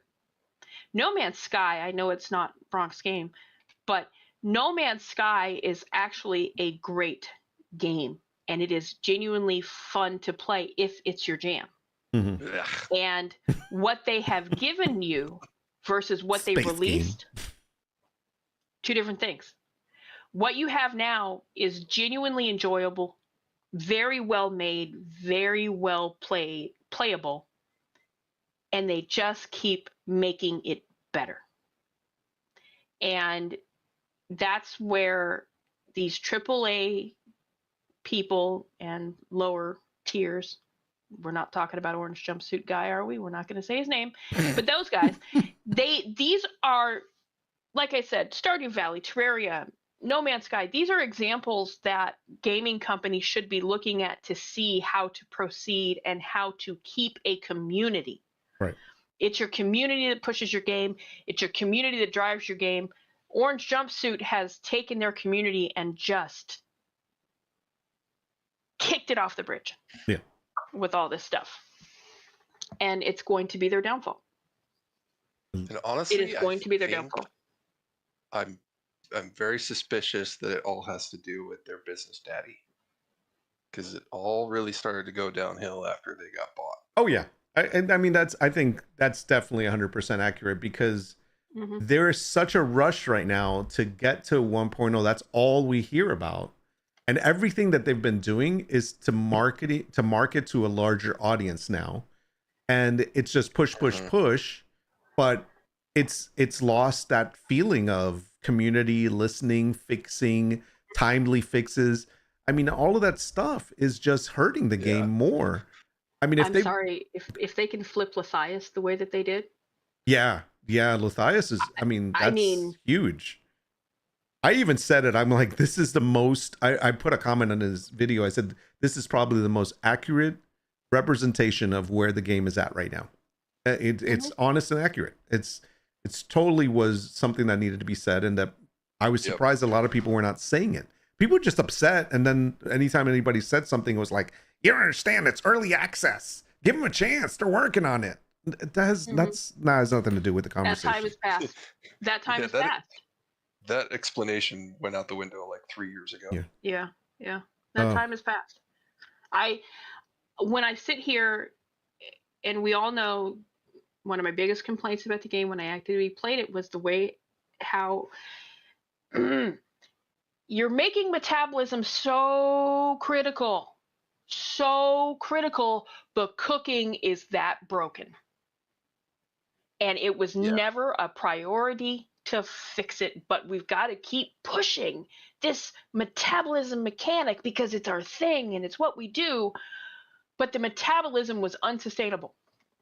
Absolutely unsustainable in the model that they had when they had cooking that broken.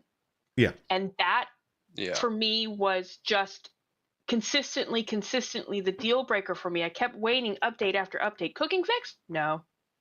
Cooking fix? No. And I reached a point of going, oh, please, God, just fix cooking. Is it fixed? No. Okay. And I stopped caring. Because if you're telling me that the mechanic of your game that you're using to define yourself as being unique and one of a kind can't even function because what component it needs to function is broken and you won't fix it, why should I care about anything else? But see, I think they screwed up with that whole system because I think, okay, I've always said this. I think the metabolism system is amazing. I think that whole screen of the idea of macros, minerals, everything that's on there, and even the health system, all of that that's there is an amazing idea. I think that where they screwed up was, trying to make everything work with it from the start. Like right now, like you said, cooking and tying all that in together to make everything work together is a big hassle to deal with, especially when you're still trying to develop the game. And so what I would have honestly done, and I know who the hell am I, but is stop it where they had it. I think cooking, if you want a DLC, cooking feature expansion alone could have been a DLC. If they had somebody just working on that to develop that as a DLC for cooking, that then would tie, that they solidified and it tied in with the metabolism, that would have been great. You gotta head out. Yeah, I know you gotta go in a second, so we're gonna be tying up right now. So, and if they added like for example, we have stim packs now, that you can find these boosters to increase your intelligence and other things. That's a whole nother DLC that they could do too, that affects anything that affects that metabolism area. But they didn't go that route. They tried to do everything and not very well. Mm-hmm. So let's go ahead and wrap this up. Go ahead. So they added cookbooks, but the only place you can reliably find them is in a hospital. Right. Exactly. All right, guys, let's wrap this up. Let's last thoughts, final thoughts on anything we talked about. No, I just got to go cook lunch for the fam and walk my dog. Oh, it's okay. It's almost time for me to start cooking dinner over here, so it's a good time. Yep, this was a great stream. I really enjoy doing this. This is the whole reason why I do coffee talks, coffee chats instead of just regular gaming videos. And this is where I love to take my channel more geared towards, is just chatting with chat, so more of this is always welcome. So if you guys ever want to jump on here, you got a topic or just randomly just want to be on, we can do that. And I'm really glad you guys had a chance to hang out with me. Yeah, it was fun. Yeah. Always fun to talk to the Bronxster and the Nordster. There you go. More the Bronxster. Those are your new names now. I'm gonna go get my my thrall killed now. So good luck with Pout that. harder. Pout harder. Nice. All right, guys. I'm gonna cut you loose and then I'm gonna say goodbye and we're gonna end it and then hope you guys have a good weekend. But I'm gonna talk to both of you a little bit later, so it's not goodbye for you. All right. Catch up with you guys later. All right. Thanks for hanging out. Bye. So great to have them. I did cut off his bye there, but so happy I got a chance to sit with them and have a little conversation. This is the whole reason why I do this. I don't do this for fame or fortune or anything like that, but it's just having a good coffee chat with my buddies, and that's what it's all about. People often ask me, why do I do this if I don't have a lot of viewers watching when I go live? Well, guess what? It really is coffee chat. You go to a coffee shop with a couple of friends, have a good time with them, and leave it there, and everyone around that is around the coffee shop gets to listen in. That's fine. That's what the viewers watching the video later is. And I'm okay with that. So thanks for hanging out with me, everybody. I really hope you enjoyed this. For those of you who got to stop by, even just in chat alone, really appreciate you guys being here. And for those of you that are watching this later, if you got this far, wow. That's amazing. Hope you got something good out of it. So until next time, have a great weekend. I don't see myself streaming anytime this weekend, but I got a couple of videos I'm working on, so maybe I'll put one of those out. If not, I will see you on Monday. And take care of yourself. Have a good one. Make yourself happy. Don't hurt anybody else or yourself. And it's all good. I'm out. Peace. You know, I usually should say that when I have my ending button ready, but I never have that ready, so I have to do it again. I'm out.